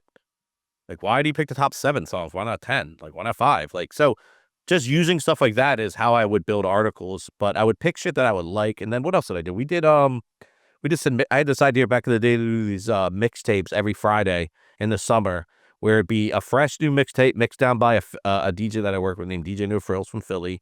And then on top of it, it was called Grillin' and Chillin'. So it had all laid back, just smooth tracks, new tracks, some older tracks, but mainly like new stuff that was coming out. And then I hired my boy who was a chef, and he would just make me grilling recipes, and we would attach the grilling recipe and what you would need on the back end of the credits. So you have the cover of all the songs, and the back would be like, all right, this is how we're gonna make whatever barbecue ribs this weekend. This is, I don't know if anyone did it, but just like shit like that, dude. I was just trying to do like unique, cool things, in my opinion, back then, and that nobody else was really doing. So I did a handful of interviews. I wrote a handful of articles, probably upwards of like, total with interviews and articles on DX, maybe like 50, maybe 40. Like, it wasn't anything crazy compared to like the full-time writers. But you gotta remember, I was the social media person, community person. I was just like, let me do more. I can write stories. And so they let me. I remember I did one story, and it ended up becoming one of the biggest stories from traffic of like, I don't want to say all time, but I think at least for that year. And they were like, okay, you can write. Like, I kinda had to earn my keep from the writing perspective, and I also didn't know how to write, so they had to edit the shit out of it, so I'm sure they weren't too happy about that. Like, "Oh, man, there's an extra editing we gotta do because this guy doesn't." I have no writing skills. The people writing at DX had, like, editorial degrees or writing degrees from schools. That's what they did for a living. So, anyhow. What was Chino's vibe like? He was mad cool, bro. Cheeto was super cool with me. Like, I don't know. I've never really heard anything negative about him, but with me personally, he was super cool. Very easy to talk to. Was very easy giving me like answers on stuff. Was proactive about it. Like, wasn't like chasing him down like over and over and over again. From what I remember, at least, like there was nothing negative whatsoever or anything bad. Everything was all good with him. Really, all those people I talked to, I never got any of that. That's Um, dope, man. yeah, the only person I had an interview with that, and to think about it to this day, I interviewed and he said some crazy shit about Diddy. Actually, no, I can't say this. Actually, I'm taking it back. I take it back. Oh, you can't leave. Oh man, the No, I people are can't. gonna be so. I get it though. I get it. Yeah. Yeah, that could be a legal problem. No, Yeah, yeah. I but got you. there was somebody who said some crazy shit about Diddy, and we're talking 15 plus years ago. And then after we're done, they hit me and we're like, "Yo, bro, you gotta take that shit out." I'm just like, "Damn!" So yeah, I can't say it. I shouldn't have brought it up, Oh but I just man. remember that would have been a good one. But I don't know. It could ruffle some feathers. I hear you. Why did you end up leaving HipHopDX? Like, was journalism just not in the future for you, like at that time? I think again, if you look at the landscape, like in 2006, 7, I feel like I and others saw that social media was going to become a big part of our business, and just being able to adapt to the times. And I feel like in 2014, so I was there for over 7 years full time, or yeah, about 7 years full time. I just saw I don't know how to say it, man. Saw the writing on the wall for me, at least. I'm not saying obviously DX was around for a lot longer. They were recently just sold, I think, in the last couple of years. So they were around for much longer. It's not like I left and the place crashed. Not what I'm saying at all, but it was just something, man, that told me like I don't necessarily agree where things are going.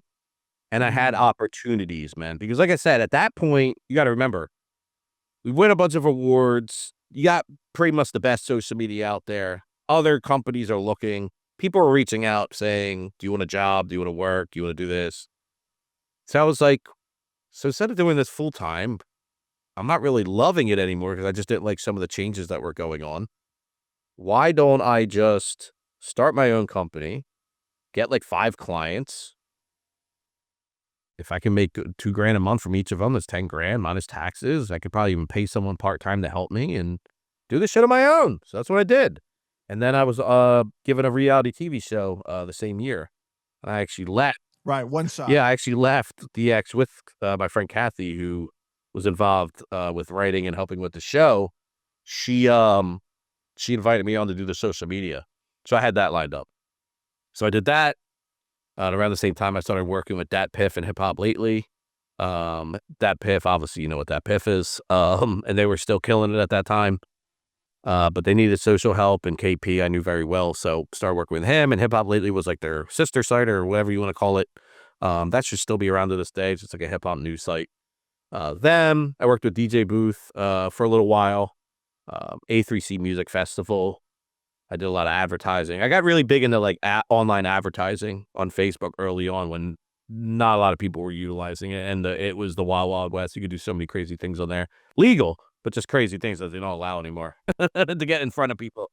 But yeah, dude, it just, again, I can even go back. It was like the OfficeMax things. Why did I decide to leave a job that I was there for years and I definitely wasn't getting fired? I probably could have got promoted the next year. Like, why did I just decide to go, oh, I want to leave?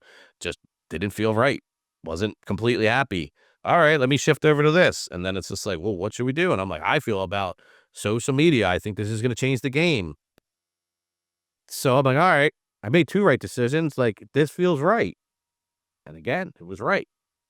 So I'm not saying every decision I make is right. There's definitely been mistakes along the way, I'm sure, that stumbled me or slowed me down. But I think I made all the right decisions. I didn't stay somewhere I wasn't happy, and I had opportunity, you know?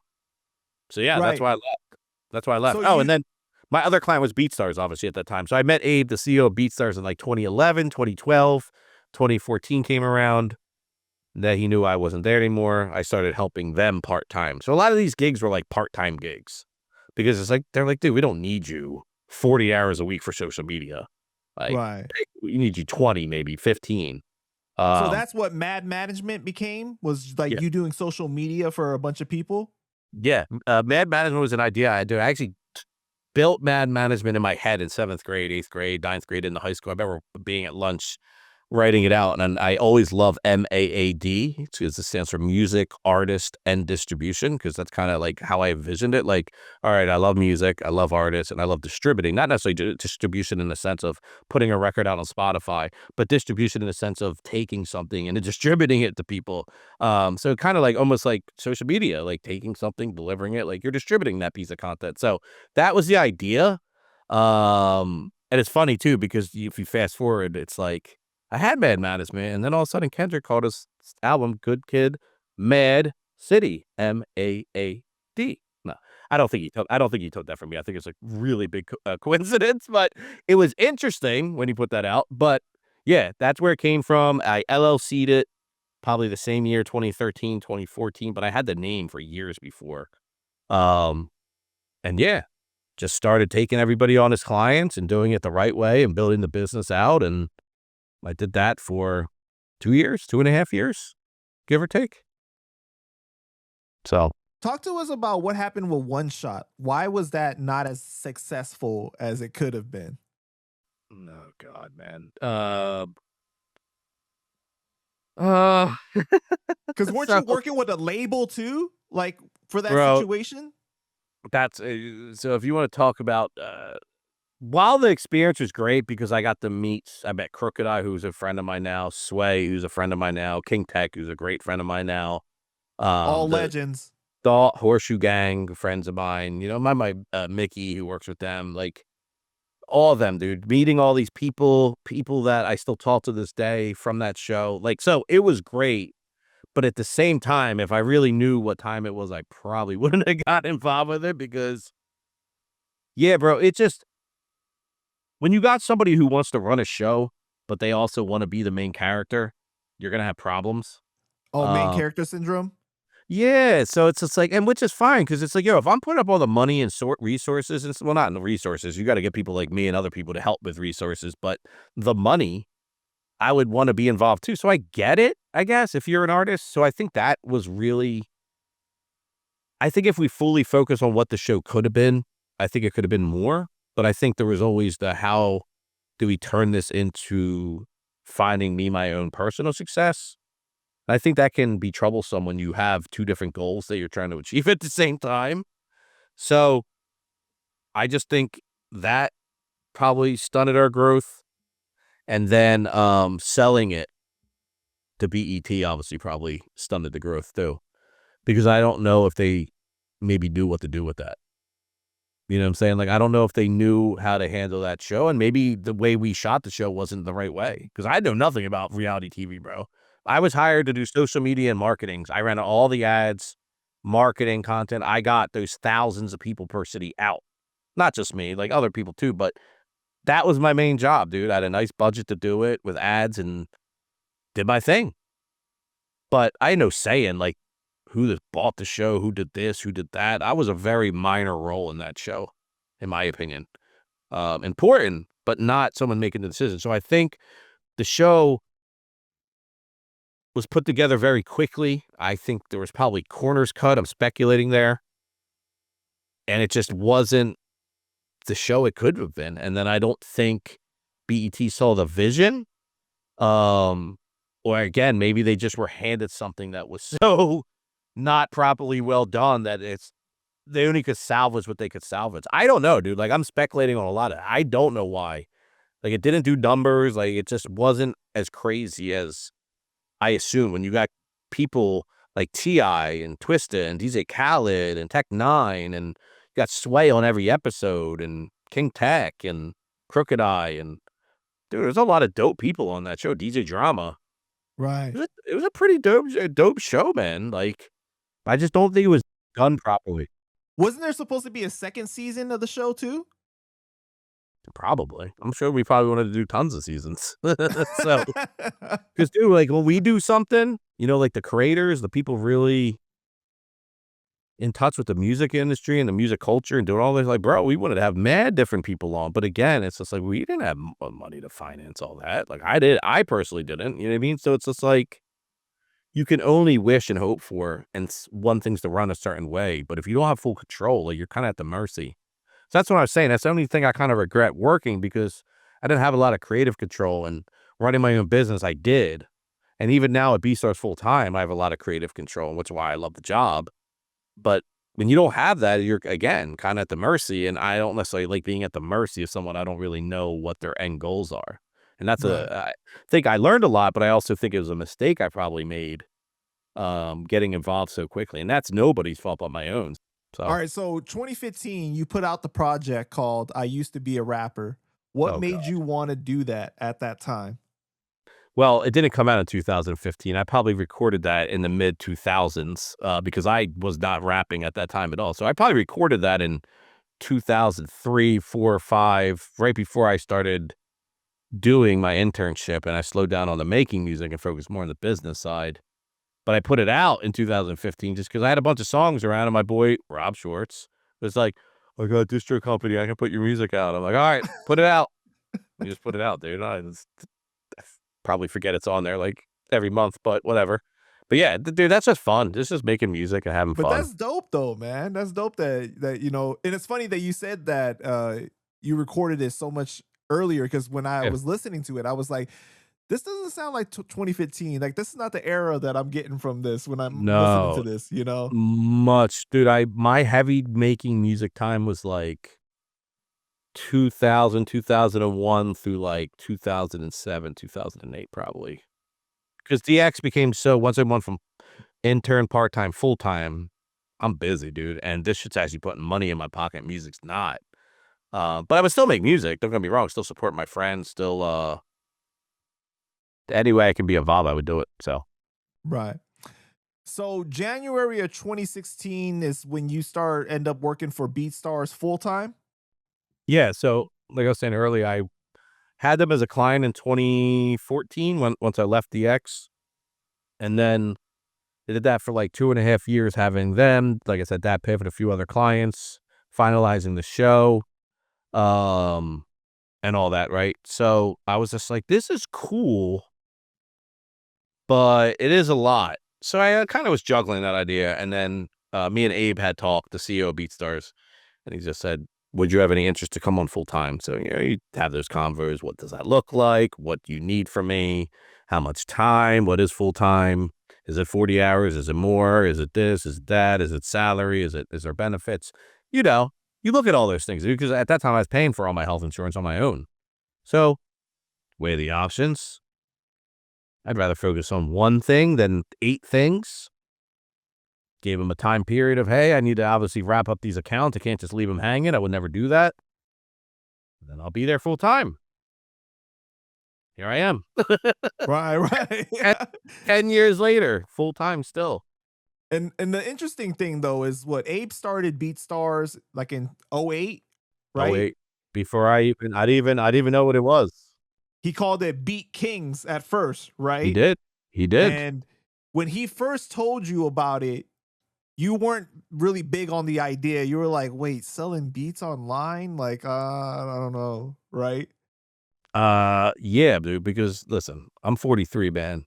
So when I was coming up in the music game early on, even before I got with DX, we were still hustling, trying to talk to people and meet people. Like I said, it wasn't the main goal, but obviously, yeah, you want people to hear your music, right? So like, but my understanding of music production was what I saw every day. And it was this. It was my sister's good friend, Chris, who was one of the other producers who won that beat battle. He's one of them. He had his own studio, like an actual studio, dude, which was separate from his house, was in a basement. It was a built-in booth. He had ASRs, Triton keyboards, MPCs, vinyls. Like, dude, I was in heaven. So that's how I would see beats being made, all hardware. Computer was used too, but mostly hardware. Right. But Then, no, go ahead. no, go ahead. You go ahead. I was going to say, but then the other friends I started making music with, he had an MPC 2000 XL. And then I'm like, I want to buy one. So I bought an MPC 1000, the small blue one, blue and red one, I remember.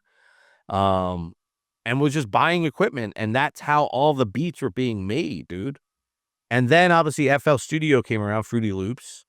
And some of my friends started using that.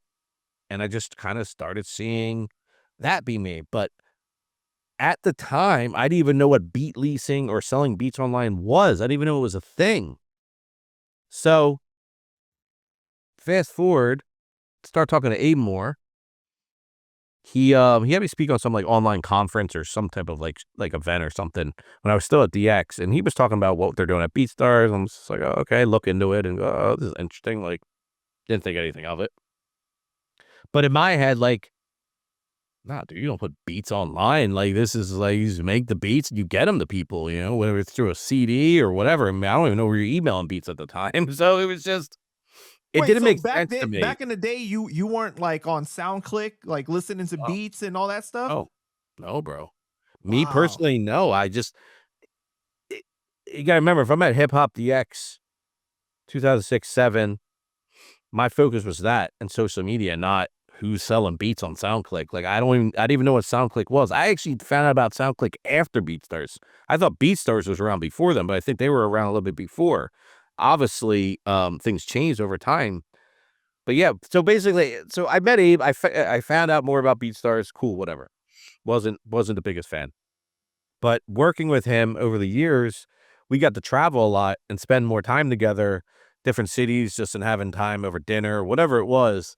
And I would learn more. And the more I would learn about BeatStars, the more I piqued my interest, because basically I was always very big on there's too much gatekeeping. There's too many people with their hand in the cookie jar who are not providing value. And I want to be clear about that. I'm not saying like people shouldn't have teams and work with people. Like, you absolutely need to. But is there value being presented? And there's all these things. And the way he was describing it to me, I was like, wait, so I could just upload this beat on your website and someone could buy it? And wait, I still own it? Like, I'm like, this is crazy. So I'm like, I didn't really understand. I'm like, wait, so producers could just keep selling this. They could keep making money.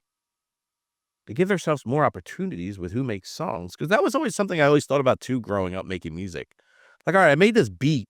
I watched one of my producers spend 7 hours making a beat. Like, everything's gotta be perfect. And they're like, this is for Jadakiss. That's it. I'm not giving it to anybody but Jadakiss. I'm just like, or whatever. I'm just picking whatever artist, bro. But it's just like, oh, fucking okay. You'd have a local rapper come through who could spit some bars. Like, no, I gotta save this for Jadakiss. I'm like, bro, you're not getting that shit to Jadakiss. Like, what are you fucking talking about? And so this idea that instead of that, you have people coming to you and saying, let me make the best song. And you're giving multiple people a chance. Because if not, it's Right. like, well, Jadakiss didn't open my last 9 emails, so I know it's been 3 years. I'll give this beat out to people now. It's just like, bro, someone could have made a hit song with that 2 years ago. So I kind of like that idea. There are people to this day who I'll argue with, and I respectfully argue too, of like, they still believe in that. Like, no, this is an art form. I made this for this person in mind, or I'm only giving it to these types of artists. I will not let anybody rap on my shit. I don't want anybody whack, because that is part of selling beats online. Somebody who's whack could buy your stuff. But me, bro, when I came into the music industry, the biggest thing I noticed was there wasn't a lot of ways for creators to make money. And not just artists, but mainly like producers and engineers. Like, there was a lot of different ways they're getting squeezed out of situations. So I just thought, like, why is it fair that Scott Storch is getting 50 grand a beat or whatever it was, and like our people get nothing and get no opportunities because they already got their favorite producers locked in. There's no way to get these guys the beats. So why would I be against the way that anybody can get whatever they want whenever they want and let them go make a great song? I was like, Mhm. I like this model better because I saw the frustrations of the other one. So I started to get it instead of looking at it like, oh, it's online, it's corny, it's not real, it's fake, it's copycat beats. Dude, I've heard everything under the sun. But type beats have been around forever. I've done an interview on this, and it's raised some not arguments, but some back and forth. It's like, bro, I go right back to that same setting of me in the studio when I was probably 14, 15. They're making a beat. Yo, little Trampe, man, who do you hear on this? Oh, bro, I can hear Nas kill this joint. You got a Nas type beat. We've been saying who we could hear on beats since I can remember as a kid.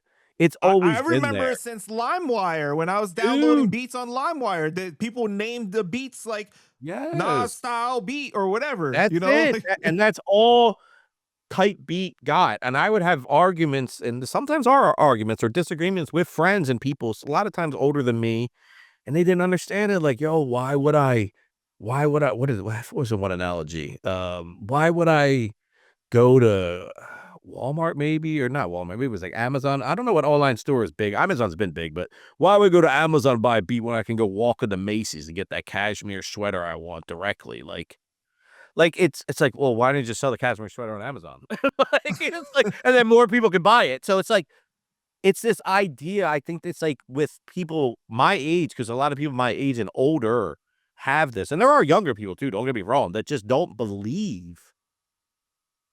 Still to this day, believe it or not, that selling music and beats online is like, it's hurting music and hurting their brand and devaluing their brand. And I just strongly disagree.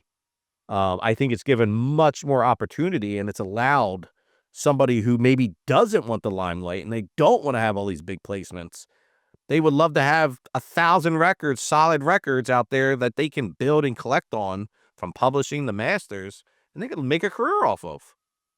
Whatever it is, dude, it's just, I've seen a lot more producers be able to live off it. And I know I see posts all the time on social media, and they crack me up because it's like, I wish we could go back to the time when producers are getting 25K a beat or 50K a beat, and you have your Timbos and your Scott Storches and all that. And it's like, things have changed. It's like, it actually hasn't. What's changed is those 5 people aren't getting that much anymore, but there's thousands that are getting 5 to 10 grand a beat. So it's Right. opened up more opportunity, but from that, other people have lost business, and that is why I think a lot of people in that bracket feel that type of way. It's really what it comes down to is people are taking their business away, Yeah. and they don't want to adapt for one reason or another. But then I have a lot of people, bro, DJ Paywon is, I don't know if you know who he is, but he does a lot of content online. He's a very successful producer, being a good friend of mine for 15 plus years. Another guy, once I got him at BeatStars, same thing. All he do is placements and work in the industry and this, that, and another. Was taken advantage of a bunch of times. Like, bro, come to BeatStars. He's like, what's that? I told him, I'm not doing that shit. Same thing. And now to this day, he's one of the biggest sellers on BeatStars and talks about us all the time because he saw what it truly could do for him. And I'm not saying if he Right. did it, his career would have been over, but I'm sure the money and the help of the growth online into an e-commerce business and digital content creator together, because he's both, he's a producer and a content creator, has helped him and helped him live off his music. My goal, bro, is to try to have every creator possible be able to live off their music. And it sounds like a crazy goal, but if I can at least help and put them in the right direction, that's a win to me. And dude, there's thousands of people who are doing it right now that we work with.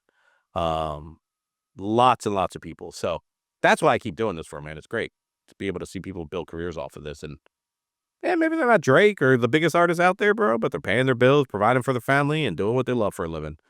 Can't Yeah, ask for more. exactly. Rather do something you love and still make a decent amount of living and provide for yourself than do something you hate, right? And just make ends meet. But what was the biggest challenge for you at the time when you became a part of the fold of BeatStars? Well, obviously, anytime you're going from one company or multiple companies to one company, dude, it's a change. So you got to learn how to um change your time and your schedule, I guess. And then like something else that was extremely challenging at first was time zones, because I was mainly working with United States artists and United States producers, a lot of people that were local. And BeatStars market and like their user base is worldwide. So, and we have huge bases in, dude, in Russia, in literally any country you can think of, like tens of thousands of people. So that was interesting, but it was also really exciting because I've also seen people who are from places where they don't have a music industry change their lives, and now they're full-time music industry people. You might not even know who they are, but they had a hit song that was bought on BeatStars. I mean, you look at Old Town Road, you know what I mean? Like that was bought on BeatStars for $30. Non-exclusive, buy one, get one free license from a kid who was living in the Netherlands. They never met. They made the biggest song in history, or one of the biggest songs in history. So that was a challenge, believe it or not, because it just was like, wow, I didn't realize how powerful the platform was, because it was putting people from all walks of life together and allowing the creators to go out there and make the best music possible. And then on top of it, dude, when I first got there, we had producers, I shit you not, there was a handful of them, maybe like 3, 4 of them, that were making between $70,000 and $100,000 a month. A month. Wow. Yes, bro. But now that doesn't happen. I can't get obviously into the full logistics of who makes what, but what I'll say is there's a lot. It's almost kind of like how the story I was saying on the industry, how it was like, oh, those 4 or 5 guys are getting 50 grand a beat. It kind of changed in the same format to where, yeah, those guys might not be getting 70 to 100K. They might be making 20 to 40K, but now we got thousands more that are making 5K a month, 7K a month, So it's 8K a month. spread out more. Yeah, so it's kind of, and of course, if you were making 80K a month for 2 years or even a year, and then you drop to 40, you're probably not going to be too thrilled because you're losing a lot of money, but you're still making a shitload of money. So while it might not be that appealing and exciting to those people, and I can understand their frustration, markets change, things change, more producers getting involved. Not even that, people learning how to actually run a business and how to market their stuff the proper way. But the people who are making $200 but now are making 5 grand a month, they're very happy. Talking to kids who are 20, hey, I dropped out of college, dude. I'm making 13 grand a month. I just bought my own house. It's like, wow. So you gotta, it's as things change and things shift, I think it hurts some people, helps some people. But it balances out over time is what I've noticed. So it's definitely challenging in that aspect from just that. And then the other biggest thing, and why we started publishing in 2020, was watching an Old Town Road. And I'm not saying this song specifically, but in general, watching a song like that and a lot more other songs that came off our platform, we had no publishing services. So you know what's going to happen? The industry is going to swoop in and they're going to snatch these guys and girls up. And most likely they're from a foreign country, or if they are in America, they don't have representation. It's the biggest opportunity in their life.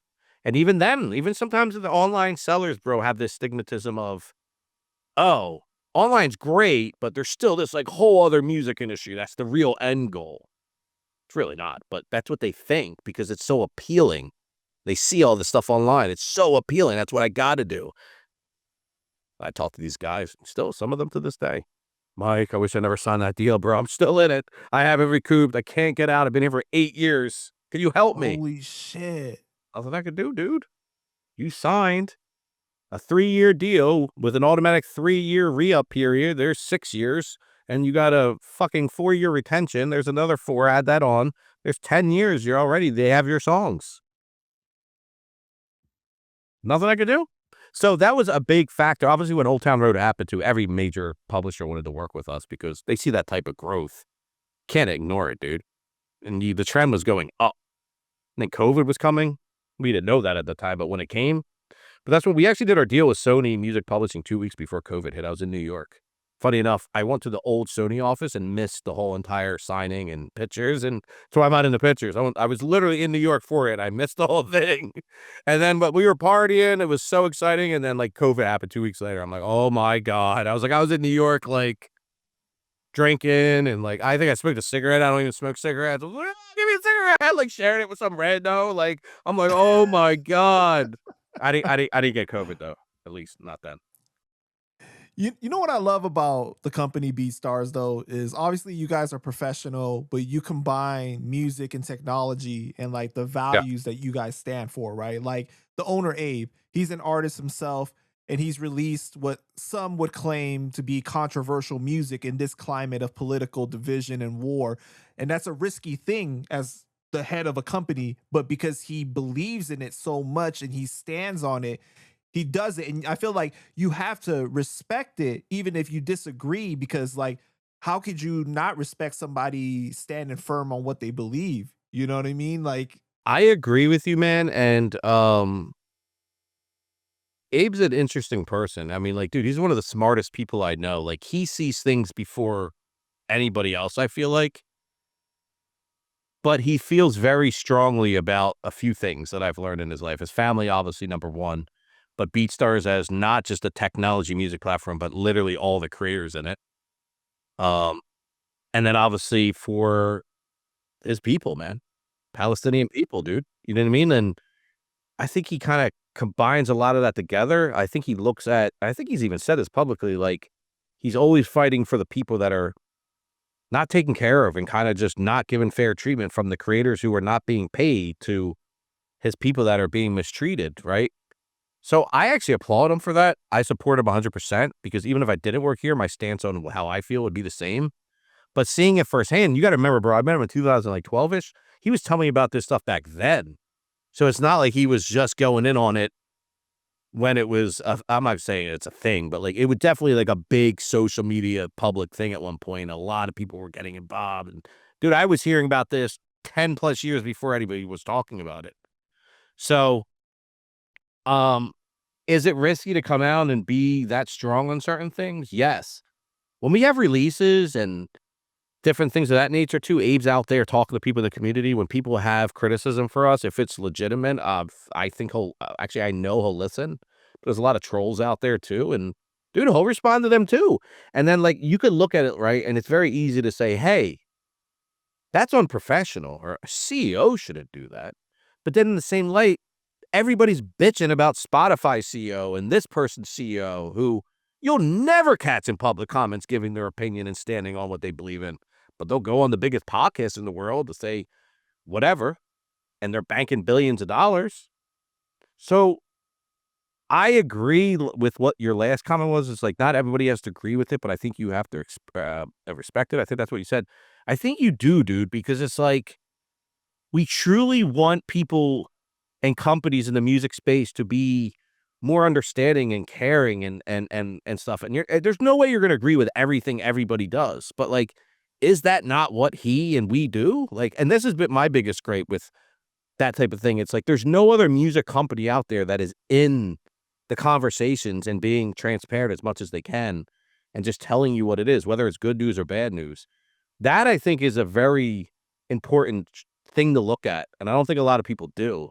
It's just sometimes we can become the punching bag, bro, because I think because of that, because we're available, like we're active, like you can come talk to us. Go try to hit up the CEO of Spotify or Suno or any of these other companies and tell them how you feel. You can. They're not going to respond, but you might tell that to Abe and he's going to respond, but he might say some shit back to you that you're like, ugh. Or me, I might say some shit back and just give you another perspective. Oh, you're being hostile. You're being da da da. Like I've seen all the time. But it's like, yo, don't you want the people who are making these companies and platforms and heading them? Like, if they're active and out there talking about this stuff and trying to give feedback, I don't know. I just think that's something you got to respect, man. Well, at I least you know where they stand, though, Yeah, that's what rather I'm than saying. be closeted with their opinion and like you know, a lot of times people. This is why people get so upset when they figure out who these celebrities really are, right? Or somebody they idolize or something like that.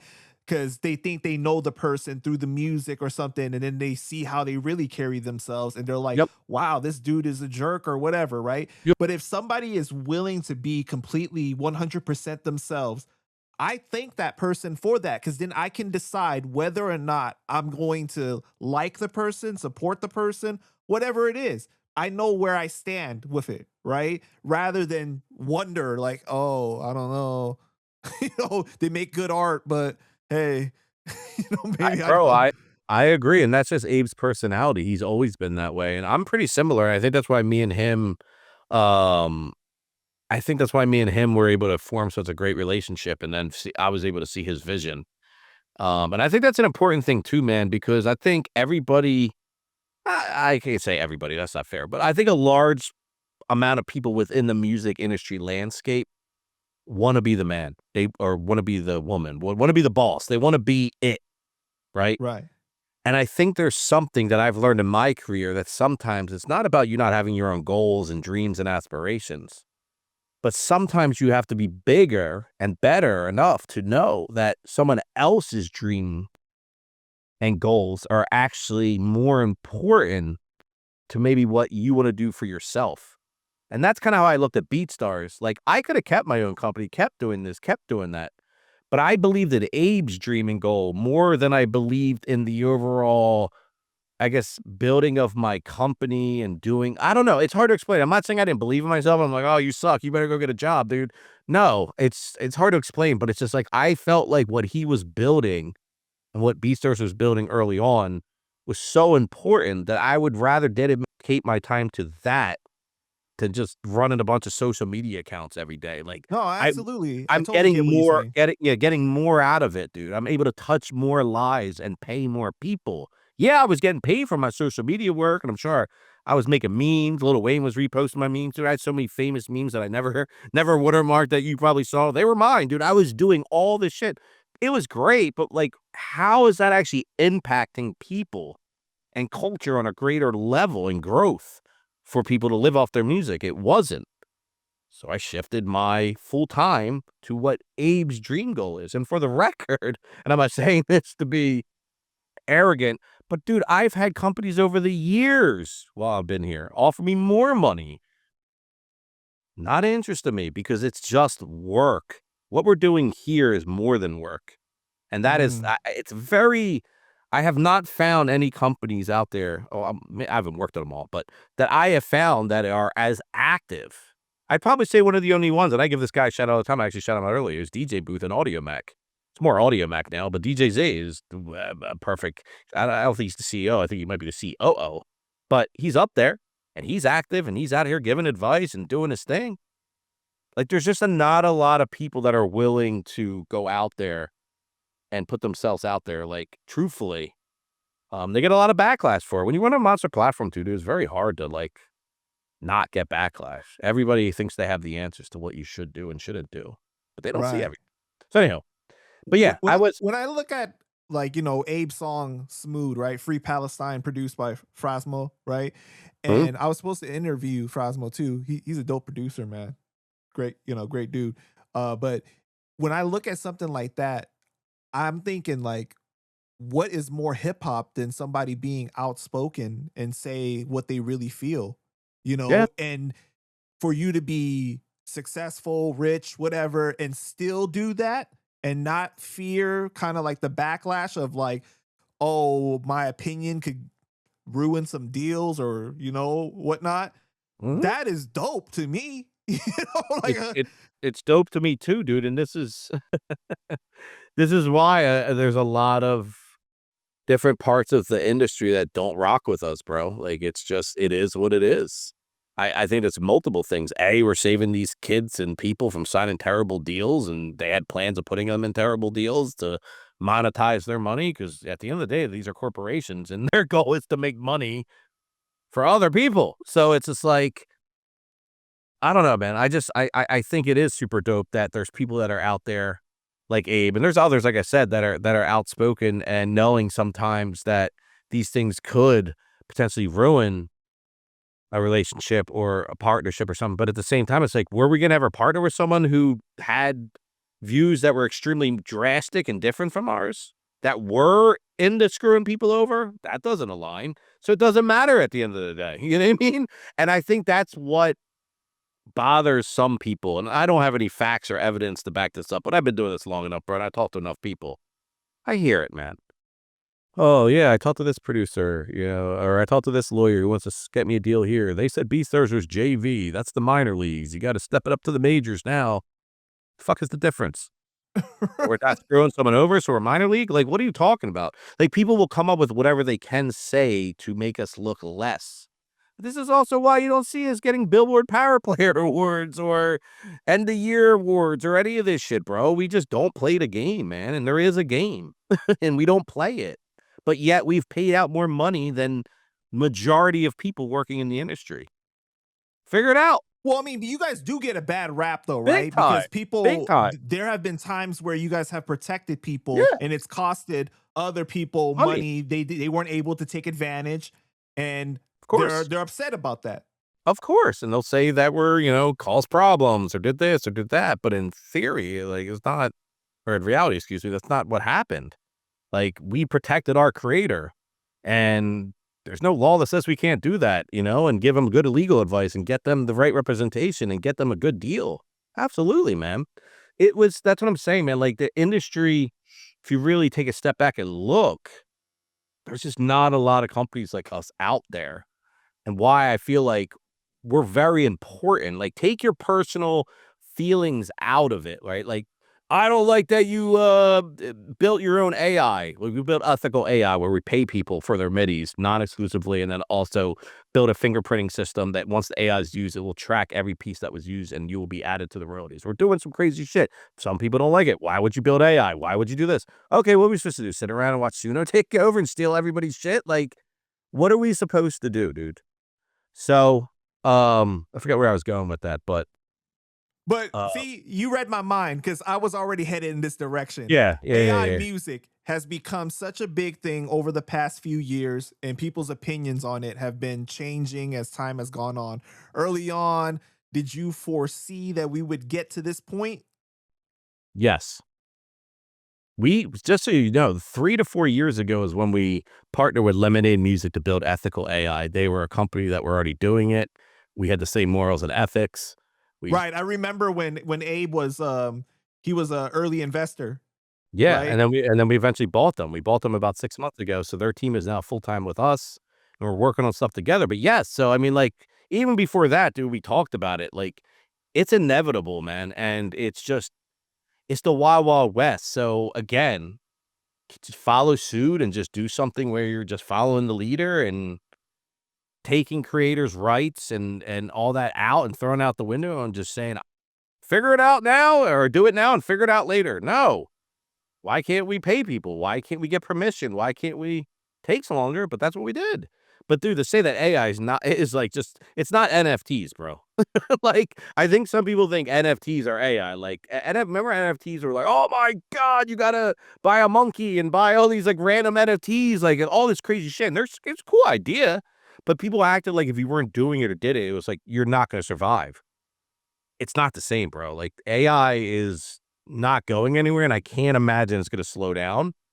Nope. So you can either just be like, I'm not gonna be part of it and try to survive without it, good luck, or you can try to work with it and do it in a way that still aligns with your moral compass and the ethics that you've always had, but that's the thing, bro. That's the crazy part about it, because even doing it morally and ethically, people would still be mad, because in their eyes, it's like, you're trying to replace us. It's like, it's not what we're doing. We're trying to give you more tools to compete with all the other shit that's out there, but do it in a way where hopefully we can continue. Well, not hopefully, we will continue to pay you by doing something different. We're building technology to scan and find and know what usages came from your inputs, to be able to, if a song gets made from it, you're getting automatic royalties. You're added onto that metadata into those agreements. So, Can you explain to the people what the difference is between Lemonaide and like Suno or 11 Labs? Like, what is the well, difference? I don't know a lot about 11 Labs, so I can't really speak of them, but I've used Suno and I know about Suno, like most people do. And I think it's pretty simple. And I don't claim to be an AI expert, just to be clear, but I think the most visible thing is what I just said. We do ethical AI, meaning I come to you, Panda, and say, hey, dude, give us 500 midis and we'll pay you this amount for each MIDI. Non-exclusively. You still own everything, but we're going to train this product using that. All right. That's the first way. And the second way is help us train it with your stuff with permission. It's opt-in. You don't have to opt. You don't have to do it. And we will then start training models. But every time your music gets used, it will be assigned a percentage of how much that input was used for that output, right? So Mm. that's basically like kind of what we're doing in a two-tier phase. Like for Lemonade, we've had different models, Kavi, DJ Pain One, Mantra, I think Kato. We had their models where basically they uploaded it, their MIDIs and different files, trained the AI and have their own model, and now people can pay $5-10 a month to come use the AI with their models. And they can kind of get stuff that came from their stuff, and they're able to make money that way as well. So that's kind of like what we do.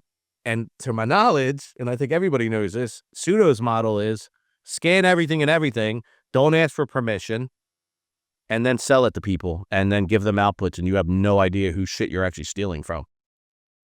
So, Well, you guys don't do vocals though, right? You guys just do beats? yeah, just beats. Just beats. So they do the vocals and stuff too, but like you said, in the stylistically, in the style of these other artists, and that's why they've had to do that Warner deal recently, right? They Yeah, basically had to. they came out, I think them, all these places, dude, to my knowledge, have come out and said, like, they were scraping YouTube. They're scraping. We also signed another deal with a company. I forget what they're called off top. But basically is a company that protects us and opts us out from all illegal scraping. That's something Mm. else we did that I think a lot of people didn't see. Like, we've taken steps to protect. And then obviously this new AI tool is more for protection as well than finding usages, getting people paid, turning it into money and royalties, right? That's the goal. Wow. But again, to my knowledge, like the whole idea of Suno and Udio and a lot of these similar places is really just, I feel like those two is, to my knowledge, again, from what I've read, what I've seen, these court cases, these deals, is they're kind of just like, it's like kind of shoot first, ask questions later type shit. You know what I'm saying? It's kind of just like, do Yeah. it, do it, do it, do it, do it. And then when we get called out for it, we'll just make a deal.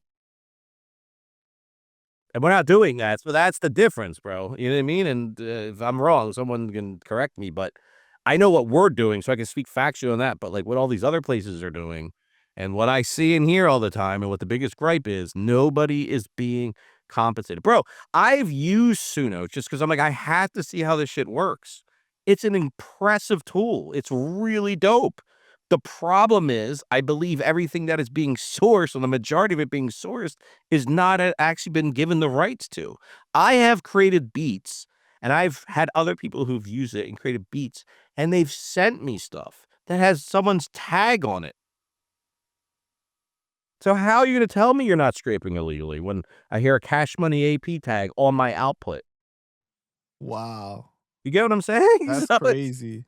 yeah, so it's just like, that's the biggest difference, man. I would love for people to understand is we are trying to do it the right way, but to say AI, don't bother, why even go down that route?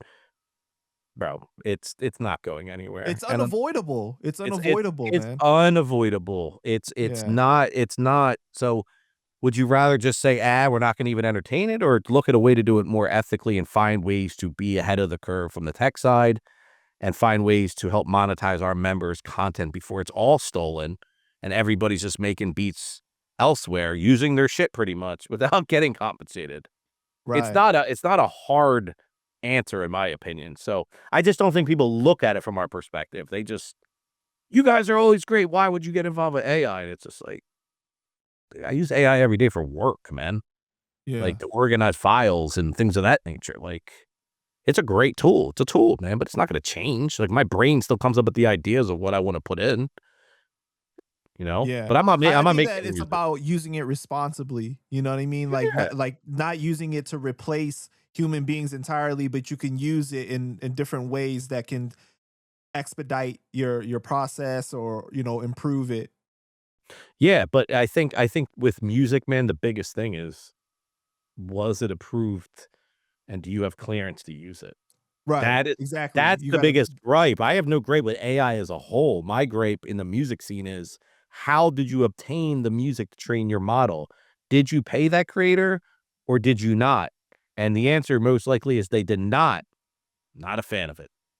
Yeah. Like who the fuck are you, dude? Like, you know what I mean? Like that's how I look at it. It's like, who are you? Like, who are you in music? Who are you to determine that you could train on anybody's shit, not pay them, and then act like artists ain't shit? That's crazy to me, dude. So there's a huge difference in my opinion, bro. It's very irritating, as you could tell. Like it bothers me because this is what I do all day, every day, bro, is chase people down for our members whoever it is, a label, whatever it is, indie artists, whatever, that are not clearing records. They're stealing beats and not clearing them properly. What's the difference?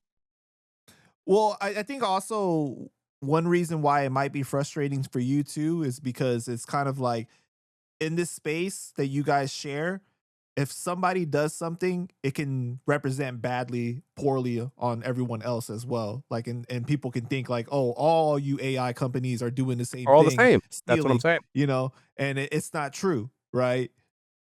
There's a lot out there that are there, bro. I saw another one that a few producers that I work with were backing.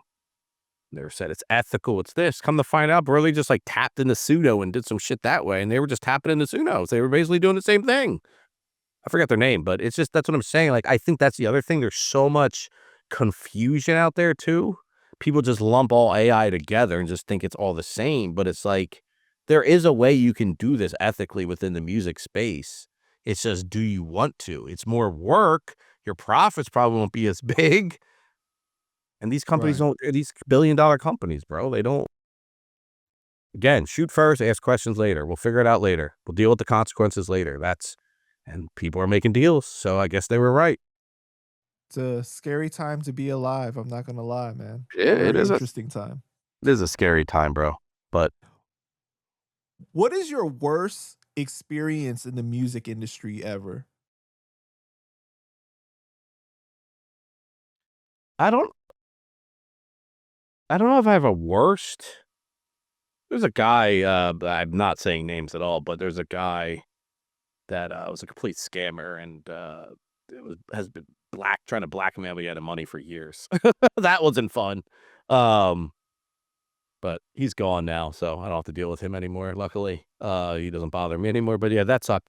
I don't know, dude. I had before I was at BeatStars and I was doing my individual thing with all my different clients. I also had like artists and like indie artist people who had like lesser budgets and shit like that. And I had a guy who was pretty dope actually, and he just needed help with marketing, social media, advertising, things like that. Getting his music in front of the right people, right? Targeted audiences. That's what we called it. And he was paying me it's like $2,000 a month, 1,500 a month out, depending on what the money was. Some of the money would just go to me, and then some of that money was budget for ads. So you send me $2,000, I'll spend 1,500 on ads. I'll pocket 500. I don't know. I'm guessing now. But one day I get a knock on my door. The guy in a suit. The fuck is this? Hello, it's Michael Trampe. I'm like, yeah, this is him. We have a certified letter from you. I'm like, okay. Sign. Open it. It says Department of Justice on it. I'm like, what the fuck is this? Open the letter. Dear Michael Trampe, we are letting you know that your electronic communications during the dates of this date to this date were used. Da, da, da, da. Come to find out, dude, the dude was like a huge cocaine transporter. And he had the feds and the government, and they tapped my phone. So Holy shit. they're hearing me talk to this guy about money and ads and shit, and they're probably like, yo. So they're like, you could be called to court. Da, da, da, da. I never heard anything ever again, bro. Nothing. I think that guy ended up getting like 25 years or some crazy shit. Like, yeah, like hella drugs. And he wasn't Oh even, my and the crazy thing God. is, as a rapper, he wasn't even like that type of rapper, bro. That was the crazy part about it. He wasn't like he was talking about Wow. trapping and selling drugs. He was just on some hip hop shit. That's Very, very, crazy, man. very, yeah. So I don't even say that it's like the worst. It was a very interesting one. I saw the letter too. It's just Uh-huh. like, I was like, oh, shit. So I'm pretty sure my shit's still tapped to this day because I've had the same number for like 16 years. And whenever I take calls, it's always doing some weird shit. So I'm like, I think once they tap you, bro, they just never untap you. They probably just are listening in. Wow. Who knows? Do you think that it's possible, or I think it's possible, but it's a Hmm? lot more difficult, right? To be a good person, treat people fairly in this business. For me, no. It's actually one of the easiest things, and I've made some posts in the past too that I'm kind of I don't know, a certain way on social media with some of my posts, but I'll say some shit like, "Thank you to all the scumbags in the music industry for making my life easier or making my job easier," something like that, because it's true, dude. Because literally, if you are a good person with ethics and treat people fairly, but also know how to protect yourself from not becoming a victim, and that's you understand how the business works, you're smarter Maybe than more that's the people. part, the second part right there, being That's the able to part. protect yourself. Yes, bro, because you can be great to other people, but what is stopping someone else from taking advantage of you? So, as I told you, my parents raised me pretty strict. My dad was extremely hard and very he toughened me, and then growing up in Philly, in the Philly area, it toughened me more, and then in the music industry, toughened me more, to the point where it became like, "Yo, all I gotta do is, A, be nicer to people and treat them fairly and put money in their pockets, but if I can become smarter than the majority of people, I automatically will." I don't know what the terminology would be like, not outrank them, but basically, I don't have to worry about that because I can see a scam coming or some bullshit coming from a mile away. And that's what I did. Mm. So, yes, I think that is the biggest part, man, is you can do it. And it actually is a leverage point if you can do it and protect yourself. Because unfortunately, yes, there are so many people out here doing bad business that it's made people believe everyone is bad. So when they finally find someone who's doing good business, doesn't rip anybody off, helps have a 20-year resume with, in my opinion, no flaws in it, nothing crazy. I've never taken advantage of anybody. They will tell their friends, bro. So most of my business running a publishing company now, my day-to-day is crazy because there's syncs and clearances and overclaims, and I don't do as much selling. I have a whole sales team underneath me I work with, and they're amazing. But dude, I still sign 20, 30, 40 people a month because they're all coming in from referrals, or I saw your content. I feel like I know you already. And then I'll talk to everybody. I have conversations, maybe not this long, 2 hours, but I have conversations with, I don't care. You got a big song, little song, don't give a fuck to me. You're trying to learn and you're asking me, is this right? Is this wrong? I'm going to tell you what is right and what is wrong. So after time, you build that up. And I don't want to say it's like nonstop all the time. There's still effort you have to put in, but it becomes easier because the biggest thing is building trust with people. Once you build trust with people and your resume speaks for itself, their guard goes down. Now you can get the business. That's it. But it's actually a benefit and a leverage point to be a nice person and treat people and pay people. I might not become a multimillionaire and live in the lavish life, but bro, that is not me. If you actually get to know me, and you probably have through this 2.5 hours, 2 1/4, but the people who know me, bro, I am not. You don't see me at the Grammys, none of that shit, bro. I'm not interested in any of that. Don't like that lifestyle. I'm a very basic person. Like I like sports, I like food, I like my family, I like my friends. I think music industry is very interesting, but I'm not into all that other shit, man. I'm not. It's just not who I am. So it makes it much easier for me because I could be against things that someone else might be against, that could actually hinder their career. With me, it don't matter, dude. It's not relevant in my world.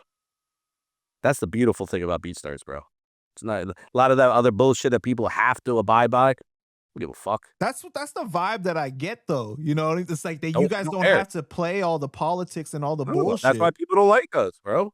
That's why I'm not saying everyone. Obviously, we have so many people that love us and so many other companies and things out there in media that love us too. But dude, there is definitely some underlying shit where people, they might say oh yeah, we like them, but they're about bop those guys because it's like, dude, we just signed the 3 producers they were trying to sign and put in, production deals where they're taking half their shit, and we just put them in a 1-year admin deal, and we're taking a 20% fee, and they own their whole catalog, and they're caking, and they're on a bunch of other shit making money, and now these people aren't making that money.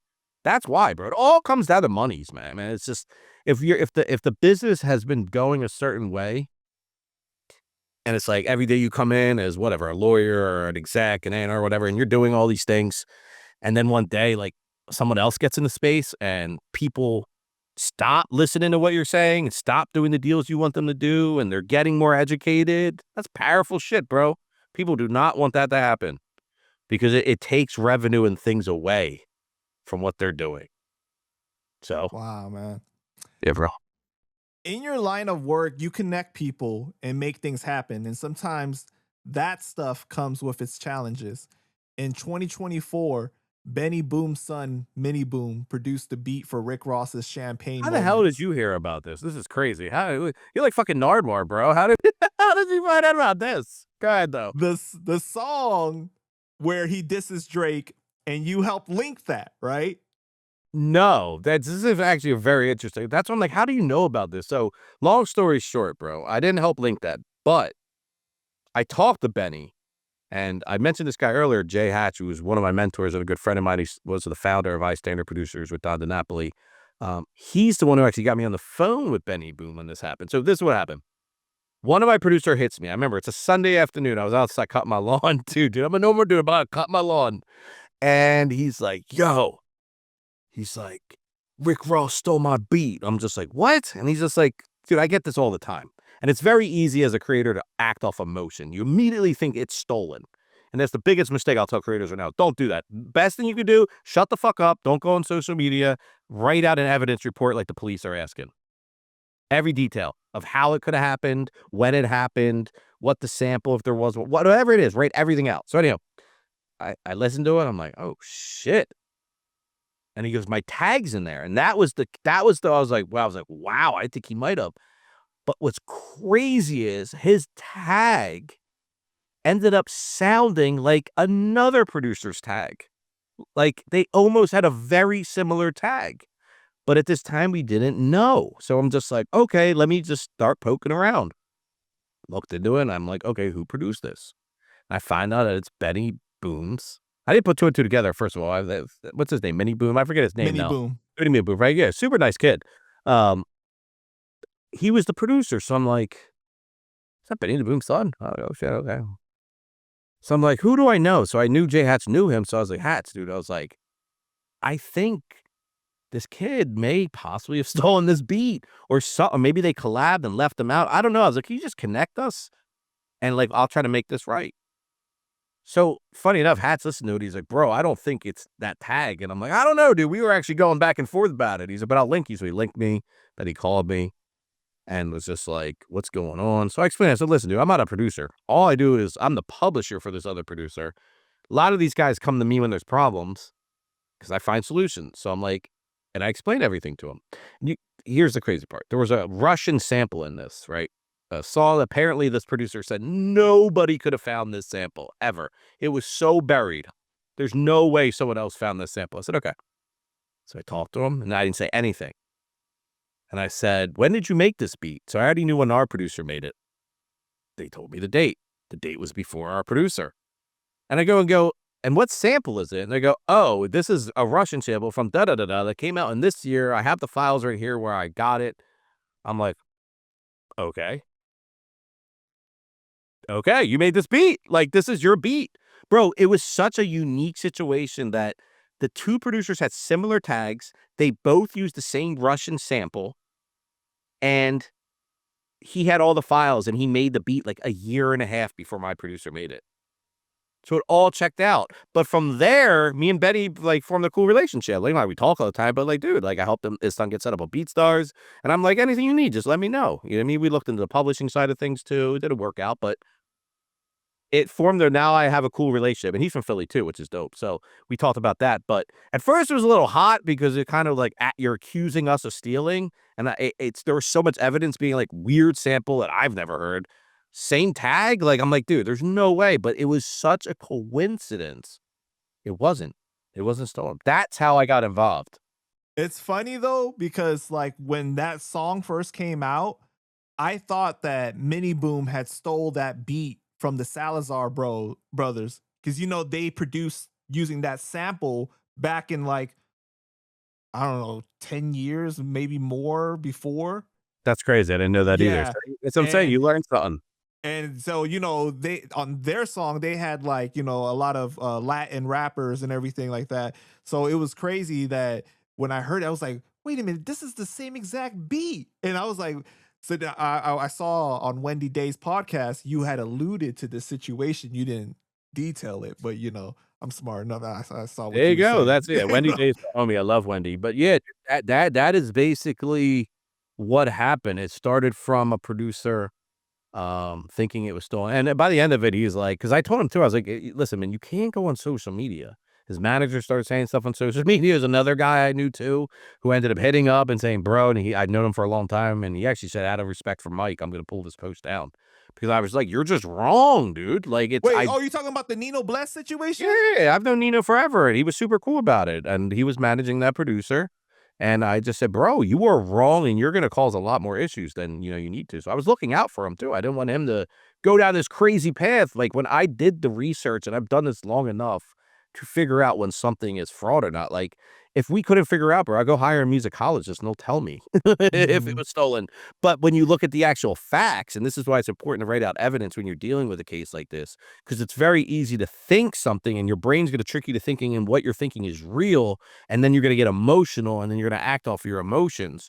Compared to if you write it all down and then read it, you're going to start noticing some holes most likely and going, hold on a second, what am I missing here? That's all I do with these cases, bro. I actually build an app using AI for these. You implement all your facts for a case, and it will spit out a report and tell you. And I actually give that to our legal team now with stolen cases. And a lot of times we got to go hire a musicologist. We work with a guy named Peter Oxidale. He's Ed Sheeran's musicologist, one of the best musicologists in the business. Older dude, works with his son. And we've win some cases, and sometimes he's like, not a match. So, but that's if you have to get there. But if you're able to poke holes in a situation way before that, you don't need to spend that money with a musicologist. And I was able to do that, and facts lined up, evidence lined up. And this is why you don't go public with something like this until you actually do your due diligence. Because now you ruin a relationship, probably. Maybe. I don't know. Maybe they didn't. But Right, because that Nino tweet that he had put up, I think got like 2.5 million like impressions or some it was crazy. it It was was like crazy. viral. Yeah, it was probably viral. I remember, and I messaged them and just said, this is not accurate, dude. And like, I would pull this down. I've done the due diligence here. And then I shared everything. You're like, what? And, but I get it, bro. Like, it's just the times we're in. I had another case similar where it was actually stolen, but it was sent through a podcast stream or video stream on Twitch to an engineer of an artist that the producer actually sent it with tracking, and we actually saw he opened it 3 times and downloaded it twice, and his melody ended up on a major record, and he was cut out, and nobody would respond to him. He wasn't with us for publishing yet. I actually found him through that complaint, helped him with everything. We did it. Dude, his evidence report was like fucking 13 pages long because he had so much evidence pointing to this was his shit. And you know what the final straw that closed this case out? The producers went live and go, this is crazy. We didn't even make this beat. And I fucking clipped it and sent it to the label and to their manager, and they go, okay, it's yours. And it was done. Like, Wow. like, bro, people just like to talk, and it's just like, that's crazy. But that is one time where the producer actually had to go public to get something done because I didn't know him. He got my attention by going public.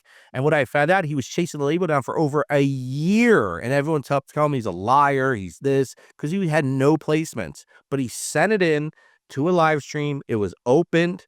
It was downloaded, and ultimately was then put on someone else's drums and finalized, and everyone goes, who made this loop? Nobody knew, so they just gave it to some other producer, and the producer didn't say, "That's not mine," until he went online, and I clipped that shit and showed his manager, and I still talk to the producer, dude. It's a mistake. He made a mistake. I'm not gonna hold him to that, but Wow. fuck out of here. We're gonna get our guy paid. Right, So right. so anyhow, so yeah, bro, you gotta. It's not my best suggestion to go public with that type of stuff until you're like 100% sure. Because defamation is real, and not even that, just burning relationships and looking like an idiot is more damaging at times. You know what I mean? Because people are gonna be like, "This is the guy who cried wolf." You know what I mean? The boy who cried wolf, like talking about you stole this, you stole that. So then the next time your shit does get stolen, no one's gonna believe you. So yeah, bro, it's crazy. How would you describe content back in the early days of social media, YouTube, and content now? Like, do you feel it's changed for the better or has it changed for the worse?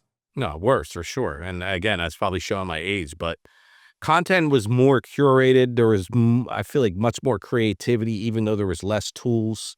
I feel like people were just always looking at how they can give people a great show, a great performance, a great visual organization of how albums are put together.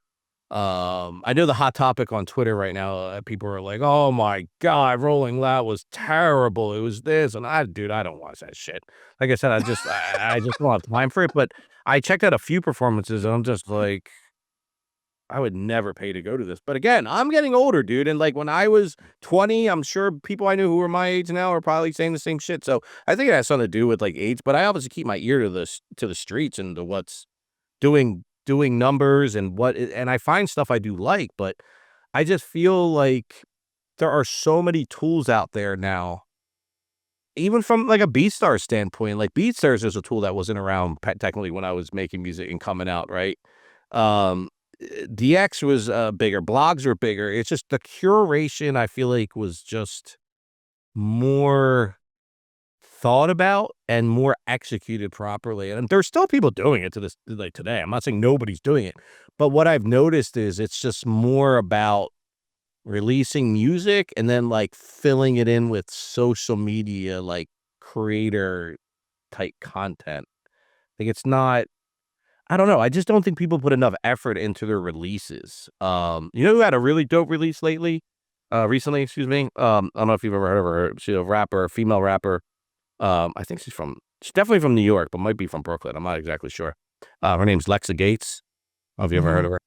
Yeah. She just did a release where she walked in a hamster wheel for I think like 24 hours or 12 hours or something weird. Like the fuck, like. But that's kind of cool shit. I like, man. That's cool. Like that's Right. interesting. And then the music aesthetically goes with it. It's just a well thought out release. Now it's not doing the numbers that maybe a bigger artists are doing, but I just feel like the creativity has changed, and I don't know if it's for the better or worse. Again, maybe it's just my age showing and what I like and what I like to see from artists and see from creators. Um, but listen, it's people are popping still. People are still eating it up. So I also think, the younger demographics, attention span's a lot less than ours, right? Like Right. they're just it's nonstop short content. It's like, all right, we have long form music videos. Great. All right, well, how can we get this long form content into smaller content? Oh, let's invent social media. All right, great. Now we have social media. We can put all this longer form content in the shorter form content. It's like, all right, well, that's still too long. How can we take this shorter content from the longer content and make it even shorter? Oh, let's introduce shorts and reels. And like now it's like, yo, if you don't get your message across in 30 seconds, like you're toast. Cause it's like, fuck it. Well, I'm a, you could say Twitter kind of was the problem when it was 240 characters, whatever, yeah, if it was too long, then longer than that, then it was too much. yeah. Right. I hated that, by the way. That was Yeah. it. But it's just, I feel like where we're going and where we are currently and where we're going is just shorter form content. I mean, if you go look at the studies of song releases, especially in hip hop, rap, R&B, some of these genres, dude, the length of songs has decreased over time. Shorter is better now. Like you don't want long songs. You want short songs because Remember where people would be able to do 6-minute rap songs or four yeah, verses and stuff like that? Now it's like one chorus, the Mhm. verse and a chorus again, and you're done. That's it, because you're getting the streams are being counted, bro. Like, why do I gotta give it 5 minutes if I can get credit for 2.5 minutes or 2:20 or 2:10? But I also think it's something to do with the output of music too. If you're releasing a lot of music as well, it's gonna be easier for you to keep up the consistency of releasing music versus putting out really well thought out bigger projects. But why would you do that if all the data is telling you that people can't fucking listen to 5-minute songs anymore? They don't have the attention span. Like, oh, I gotta go to the next song. Like, I think that's why I said earlier, way earlier, probably 2 hours ago, that bro, obviously social media changed my life and helped me get my foot in the door, but I think it's actually one of the worst things that's ever happened to human society. Like, it It's is it is yeah. crazy, bro. It's like, and it's just getting worse, I feel like. And it's scary. It's scary, man. Do you remember when we were coming up, like, it was such a big deal if, like, there was a leaked picture, leaked video of a Yeah. girl, like, that was a celebrity or something like that, Mhm. right? Did you ever envision there would be the day that they would voluntarily be No. going to a website and Nope. logging in and putting this up themselves to sell? That's insane to think about, right? It is. I listen, dude, I was hyped when my favorite show would come out at Monday at 9 p.m. and I had to be in front of my TV to watch that show. That's changed. It's like now you can just go binge watch all 8 episodes in 3 hours. It's this instant gratification, man, of, like, getting what you want when you want it quicker. And I Right. think I think that can be dangerous, man.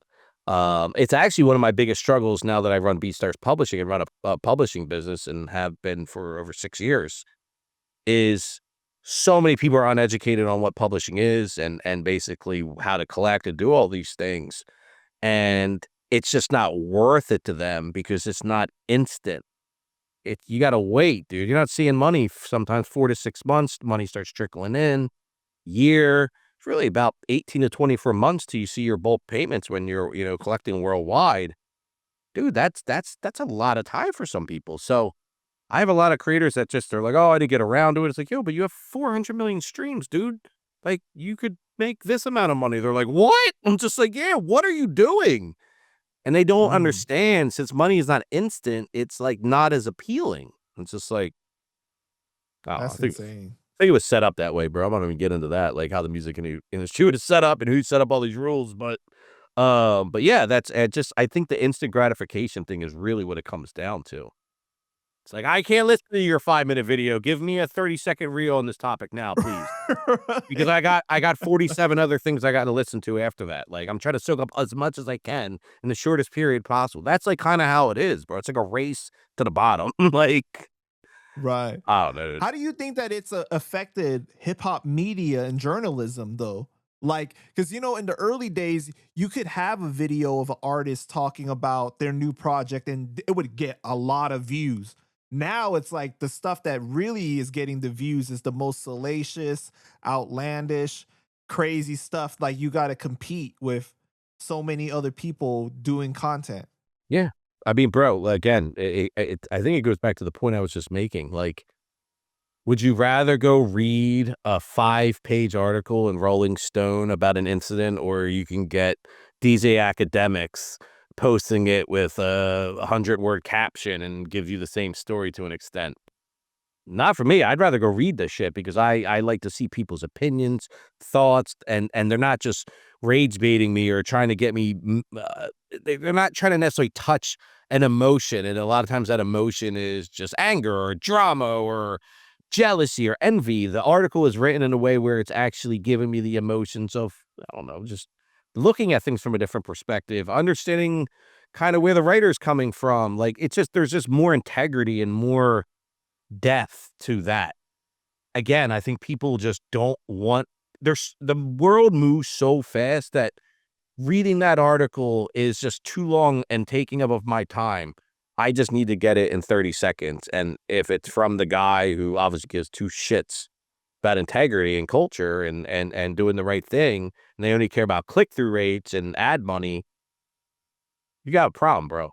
But we've been programmed to I think digest content much quicker. I'm guilty of it, bro. I'm speaking from experience. Like, I'm guilty. Right. I'm sure we're all guilty of it. But that's the media has changed drastically, man. That's what I was saying in 2014. I kind of saw the writing on the wall. I'm not saying I had it all figured out, but I could see where social media could be going and how news could start being populated. News is pumped through social media now, dude, before it even hits some of these places. And if you get an article on a Rolling Stone or some of these other places, there's most definitely probably something in there that is embedded through social media. Well, so and so said this the other day on Twitter. Like, it's incorporated. It's become part of the story. So you recently started a new podcast in 2026 Yep. where there's no shortage of podcasts, right? Everybody and their mama has a podcast. What made you want to start one now? Oh, I didn't, bro. I don't want to do this at all, to be honest. But my wife, I don't want to do it. no, I don't want to do any of this shit, bro, because it's so many other things to do. But I also feel like I have 20 years of experience, and there's not one place where I've shared it all. I've done interviews like this with people like you and here and there, and like, it's great. But like, my wife's just like, you have a great voice and like very interesting stories. I think you would do well. And I mean, dude, I've had dozens, if not hundreds of people over the years tell me, maybe even more than maybe thousands, tell me like, dude, you should do a podcast. I would listen. I'm like, oh, okay. So this year I wrote a goal down saying start a podcast, and I had it lined up in January, and then it just didn't happen, dude. And it got pushed back. And then I struggled with what should it be about? Should I have guests? Should I not have guests? And then what I figured out is there's a lot of content I can go over on my own, and I don't need a guest. And I think I will go have a one-off call with a creator or their manager or whatever it is, and they're like, "Bro, I've learned more in this 30 minutes call than I have in my life." And I'm like, "Why can't I just say the same shit I'm saying to these two people and put it publicly out and everyone can hear it? And maybe they can get something from it." So I don't really care about numbers. I probably got like 100 or some views on each podcast, and I could give two shits. I'm gonna keep putting it out because I know consistency is key. And I'm eventually going to bring on guests. I'm going to bring people on, and we're going to talk about stuff that normally isn't talked about within the industry. That's kind of just people. I have a lot of people, man, have come to me and said, dude, if you ever do a podcast, I will give you the first interview of the terrible deal I signed 5 years ago that I've never told anybody about. So a lot of people come to me too and are just like, I want to share my story, but I want to do it with you because you're talking about this stuff. So I have a lot of that planned, and a lot of like tutorial based stuff, sharing my screen. Do you know who, I'm probably gonna say his name wrong. The Professor, Zhang, I think his name is. Do you know who that is? The guy who's making all those videos about, just pretty much like, what does he do? It's called basically predicts the future, by world events. I don't know if you ever, No. bro, he's crazy. This dude's crazy. So, um, he predicted that Trump would win the election. This was back a couple years ago. He would win 2024. He predicted that he would go to war with Iran. He also predicted that we would lose the war. So, and he's sticking by all of them. He's been right on two, and who knows? We'll see. But anyway, so I got hip to him months ago, just on some of his content talking about this. He does prediction videos based on data, and he's able to predict what he thinks is going to happen. And so I started watching a lot of his videos. This is before I launched my podcast. And what he does is he teaches from a classroom perspective. So he has a board, but it's not a regular chalkboard. It's like a digital board he can write on, but he can also put images and swipe. And he does all this crazy shit. And I was just like, what if I did stuff similar to that, but for music industry and music business stuff, where we're actually breaking these things down visually, and in real time, and eventually can bring on people to ask questions and break it down even more. So I kind of am gonna start doing more Dude, of that's that. genius. You Yeah, should definitely do that. well, I did the last video. I've done 2 episodes. The intro video where you might have got a lot of this information from, where I told people about my journey. It's a little bit longer. It's like 20, 25 minutes. And then when I just dropped the other day, or not even the other day, last week, it was maybe like 10, 15 minutes. And it was actually a tweet somebody put out that Benny the Butcher didn't pay them for a song. And it kind of went a little viral, like on Twitter. But I did a whole deep dive on, was the song registered for publishing? Where's the trail? And I broke that all down in the video, and come to find out, the woman who was the producer who was claiming these things never even signed up with a PRO, but she was telling people she did, but there's literally no trace of her. So I have a lot of the repertoires for publishing are public, like with societies, PROs, mechanical societies. They're public, but then there are a handful that are not, but we have private logins because we're a publisher. So I'm able to see a lot more than what the public can see. So I shared all that, dude. It's out. You can go watch it. You can check it. It's pretty interesting. But what I came to find out is that she doesn't have a PRO. She never registered the record. But again, my question back was, do you have a fully executed agreement? Did you get paperwork? And what I came to find out is it actually looks like they might be 2 uncleared samples on this work. So you technically shouldn't be registering the work, but it is. So maybe Wow. they clear the sample, and I don't know. A lot of speculating going on with this because I don't know all the info. But my point is, some of these people I'm going to bring on as guests, I will have all the info. They will give me insight into their agreements. They will give me insights into what was and wasn't done. And from there, then I can take it all and break it down more and show people public things of registrations and this is right, this is wrong, and ways to avoid it and make sure you're doing things the correct way. But with her, I didn't know anything about her, dude. I thought it was interesting. I'm like, I bet there's more to the story. And what I found out was, yeah, she doesn't have a PRO. So how are you going to register a song if you don't even have a PRO? You need to get, if you're in America, ASCAP, BMI, something. Right. She didn't even have that. So it's like, that's step one. So yeah, that's what I'm planning on doing, dude. Because that's what I do every day. So it's like, I'm just going to do the shit I do every day that people don't see and just put it public. And people can learn from it. So I want to be like him. I'll say the link too after this. I want to be like him, but from a music. So I'm not saying I'm copying him. I just thought what he did. And I'm a visual learner, dude. This is why I failed out of school. I didn't fail out of school, dropped out of school, and didn't do well in school. Because all day I'm just being talked to and be like, remember this, remember this. And I'm just like, okay, what? Oh, shit. I wonder what's on TV tonight. But if you visually show me some shit, I'm like, oh. And then once I know something, bro, I'll tell you this, I'm good. Right. Once I got something, I'm good. And then if I don't know something based on what I learned, I will go figure it out. And my goal is to know more than any other person. So I'll go to the biggest influencers, not in the sense of social influencers, like influencers in the space. If it's about the stock market or whatever, I will find the most knowledgeable people. I will go buy books. I will read them. I'll read online. I will study. I will practice, and I'll figure it out. I had to do that with publishing because if I didn't, it's like how you run a publishing company, you don't know what's going on. There's a lot of Right. people out there doing it, actually. So it's kind of scary, but that was kind of the idea, man, is to know as much as I can, know more than everyone else. And then you put yourself in that position, like I said earlier, it's very hard to get taken advantage of if you know more than people. Can't play that trick on me. You know what I mean? Like, I've already seen that 50 times in the last month. Not working. All right. This is the last question. Okay. Let's go. All right. What advice do you have for people wanting to get into the music industry or the content space? What would you recommend? I mean, it's a good question.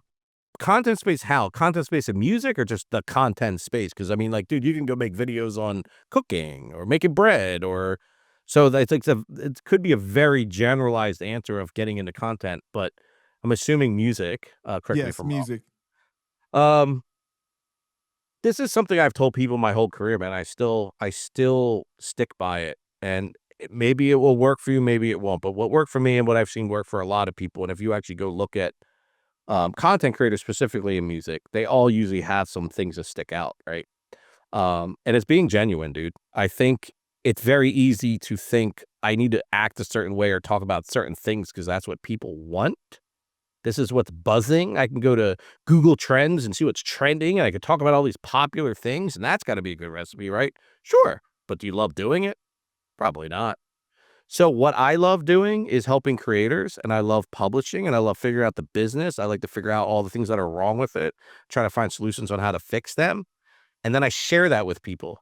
And there's not a lot of people with my experience and what I've been through doing that. So I automatically stick out because I am giving people value that they're not getting from other people. So all of Mm, us as humans have some type of value, in my opinion, that we can offer. It's about tapping in with that value. And obviously, if it's something you love to do, that helps. So if it's, I don't know, like I'll give you a real example. I have somebody I work with who was never in the music industry. She came over here about 2.5 years ago. Didn't know we needed her at that time because I didn't know her, but now she's irreplaceable and has been a game changer for us. She's not on social media, is never in the music industry, never these things, but she's like, I need to be a little bit more front facing to make content, and at least people know I'm out there and they can get in touch with me. I'm like, well, what do you love doing? She's like, you're gonna laugh. I said, what is it? She's like, I love to knit. I'm like, knit? I'm like, New York Knicks? I'm like, the New York Knicks? She's like, no, knit. I'm like, oh, knit. I'm like so? She's like, yeah. I'm like, what the fuck? I'm like, okay, Granny. I love her to death. She would laugh if she hears this. I'll show it to her too. I'm like, okay, Granny. No, I'm like, that's crazy. Show me like sweaters she knit. Like, I'm like, that's wild. And she's like, yeah, she's an old soul. I put on my vinyls or whatever, and I'll just knit. I'm like, that's fire. I'm like, you like listening to beats? She's like, yeah. Like, why don't you just put on some beats and knit to the beat? That's what she does now. And she puts out little videos. It doesn't get crazy traction, but the goal for her, dude, is just to be front facing because now she works here and she doesn't want to be a ghost. And instead of trying to be this person that she's not, she's like, fuck it, I'm going to put knitting together with what I'm doing on a day-to-day helping these creators just to show them, yo, look, I'm a creator too. So a little unique, probably won't be as helpful as some more generalized information, but I think it's important, dude. You do something when it comes to content and music, and even music as a whole is, it's easy to say, oh, be yourself. But yeah, dude, be genuine to yourself. Believe it or not, people gravitate to realness and truth and people they feel like they know and can trust. I've alluded to it earlier, much more than the person who's just trying to do the trendy thing to fit in. You'll have much more longevity and success doing that thing that you are passionate about and that you love than just trying to fit in. So that would be my best advice. And for the younger creators out there, I know that might be difficult because I know at my younger age, yeah, I knew what I wanted to do, but I still didn't know exactly how to do it, what to do. And you got to try things out. So I'm not saying don't try things out, but just realize it will be much easier for you to tie in other things that you're passionate about and you're good at and can offer value. Offering value is like the biggest thing. And it's easier said than done, bro. Like tons of value could be provided so many different ways, but I've always built my career off of, I want to be the guy. If we're in a room and there's 10 of us and they're like, we got to fire 9 people, they're going to look at this guy and be like, fuck that. There's way too much value this guy's providing. If we fire him, we're fucked. And if you can do that, whether you have a job or not, that value will be appreciated, whether it's one-on-one or it's your own business or the company you work at. Value, and you have to find what that is. Mine just happened to be I was social. I know how to work technology. I know music, and I'm great at building relationships and keeping them. And that's the value I have. And that's what I'm great at. So I've always just leaned into that.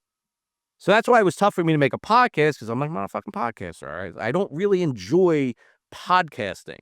I enjoy talking, as you can tell. So I guess I'm a podcasters too. So I'll do it. But end of the day, bro, just find the shit you love outside of music. If you're in music, find ways to tie cool content around that. And just keep going, bro. Gary Vee talks about this shit all the time, whether you like him or not. That dude was posting wine videos and all sorts of shit. It's ugly as hell, putting out videos. Like, nobody gave a shit about his stuff back in the day. But he probably laughed if he heard that too. But it's just like, dude was consistent. Nobody was making wine videos and doing the type of shit he was doing. He found his value point, stuck with it, was generally happy in making it. That's why he does all those like flipping videos and going to yard sales and shit. Like, he doesn't have to do that. He just likes to do it. I can tell. I do that too, by the way. I collect sports cards. Like, so I have some shit coming too with some sports cards and music stuff that I'm putting together. So find the stuff that you're passionate about, man, and do it. And if you do it well and people find value from it, you're golden. And less competition too, because you don't have to do all the shit everyone else is doing. Because you know what I find really interesting is, okay, you didn't have a background in journalism. You got a job in journalism, pretty much, right? Pretty much. And you didn't have any history in publishing or you know, or zero. Yeah, and then you made a whole career out of it. So it's like, what is it? Is some of it luck? Is it some? Is just ambition, being in the right place at the right time? Like, what is it? Like, somebody saw something in you, they saw potential. Like, what was it? Bro, I've always, like I said, my dad was very hard on us about working, giving it our all, paying and putting in the work and earning your dues.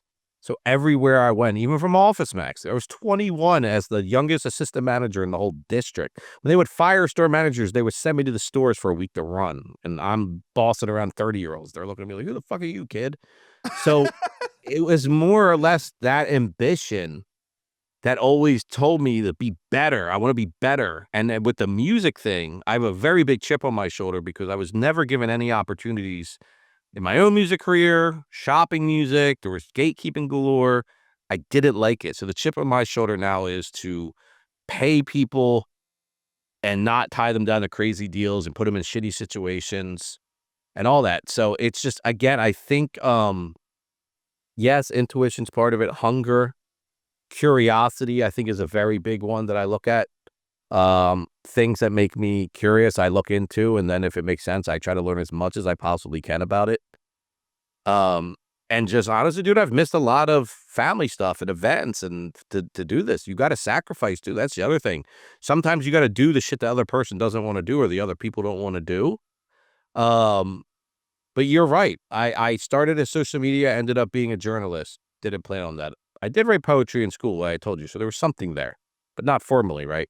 But yeah, then with here at BeatStars, I was put in the publishing, and I knew about publishing. Don't get me wrong, I understood it, but not the way I do now, and not the way people look to me as the expert and say, "No, if you want to get the real, ask Mike. Like he'll tell you," because I've combined experienced learning with some of the best people, asking questions, being curious. I just went back to Berkeley too and graduated from Berkeley. Well, not graduated. I finished a class on publishing. Funny enough, the professor was like, "Why are you in this class? You're already running a successful publishing company." But it all ended up working out, dude. It was pretty crazy. I formed a lot of great relationships. So it's that, dude. Don't ever get comfortable. Show people that you're willing to keep working and keep getting better and grow in your career. I think again, I think a lot of times too, people get too caught up on their own personal things and their own personal growth and their own personal career that they get so tunnel vision about that's all that matters. But yes, of course, I have goals and aspirations and all those things, but my vision is out here because I'm looking at how I can help all these people and get them paid and do it in a ethical way where I'm, again, not putting them in bad deals or stunning their growth or hurting them. I just think the combination of how I was raised, where I'm from, Philly's a very unique place, working early on in the blog scene, being able to see these careers be made, going from that to doing my own company to then working with pretty much one of the biggest independent music companies in the world. It's just really given me a set of tools that I think are extremely unique, man. Because I don't know how many other people have the same path I have. There might not be anybody. And I mean that Right. respectfully, like who've had a very similar journey and could say, because a lot of times, like, dude, like, or someone similar, the change and the difference is they converted into the major music industry. And I'm not shitting on anybody for that. I have a lot of friends who work in the major music industry, but bro, it's a different ball game. Because again, you're working for a corporation, you're working for stockholders and shareholders, and there's quotas to meet and market shares to reach, and we don't operate that way, bro. So I think it was just a combination of all these things, man, like together. Right? So luck, yes, I would say luck is definitely part of it. Like I lucked out dropping out of school to going home to working at a hip hop clothing store and selling weed and just goofing around and like whatever. Um, Not knowing what the hell I was supposed to be doing in my life, and then found that path. So I think I 100% was lucky that social media was invented. And someone answered my email at HipHopDX. Because who knows where I'd be right now, bro. So that's what I mean. But that's, bro, I can go into a boardroom with a bunch of suits, or I could go to wherever and talk to whatever rapper. Like it don't matter. Like I've had life experiences that have shown me both sides of the coin. You know what I mean? So it's like I'm empathetic and understanding to both sides of people in general. And so I think it's That's just a lot of those. awesome. Yeah, I think it's just a lot of those things, man. It's a really good question. It had to make me think, but I've had a lot of people ask me that too. Like, well, how have you been doing this for 20 years? Like, just I don't know, just following my heart, man, and following what I feel like is right, and then being blessed that there are companies like HipHopDX and BeatStars that took a liking to me and saw my potential and saw what I was bringing to the table. So yeah, For I sure, think it was man. some luck, but All right, Mike, man, I just want to thank you so much for your time. Is there anything else you want to say to the people before we go ahead and wrap it up? yeah, sign up for BeatStars Publishing. No, no, but for real, if you need a publisher, if you're not collecting your publishing or you don't like the publishing admin or publisher you're with, come talk to me. We're doing some really, really cool things over here. We just recently partnered with Believe Music, which is one of the biggest independent music companies in the world. You might know them. They own TuneCore, Centric. They own a lot of different companies. So a lot of exciting things happening. But yeah, I'm always interested in helping people collect their money, man, and paying them the money. So you need help? Let me know.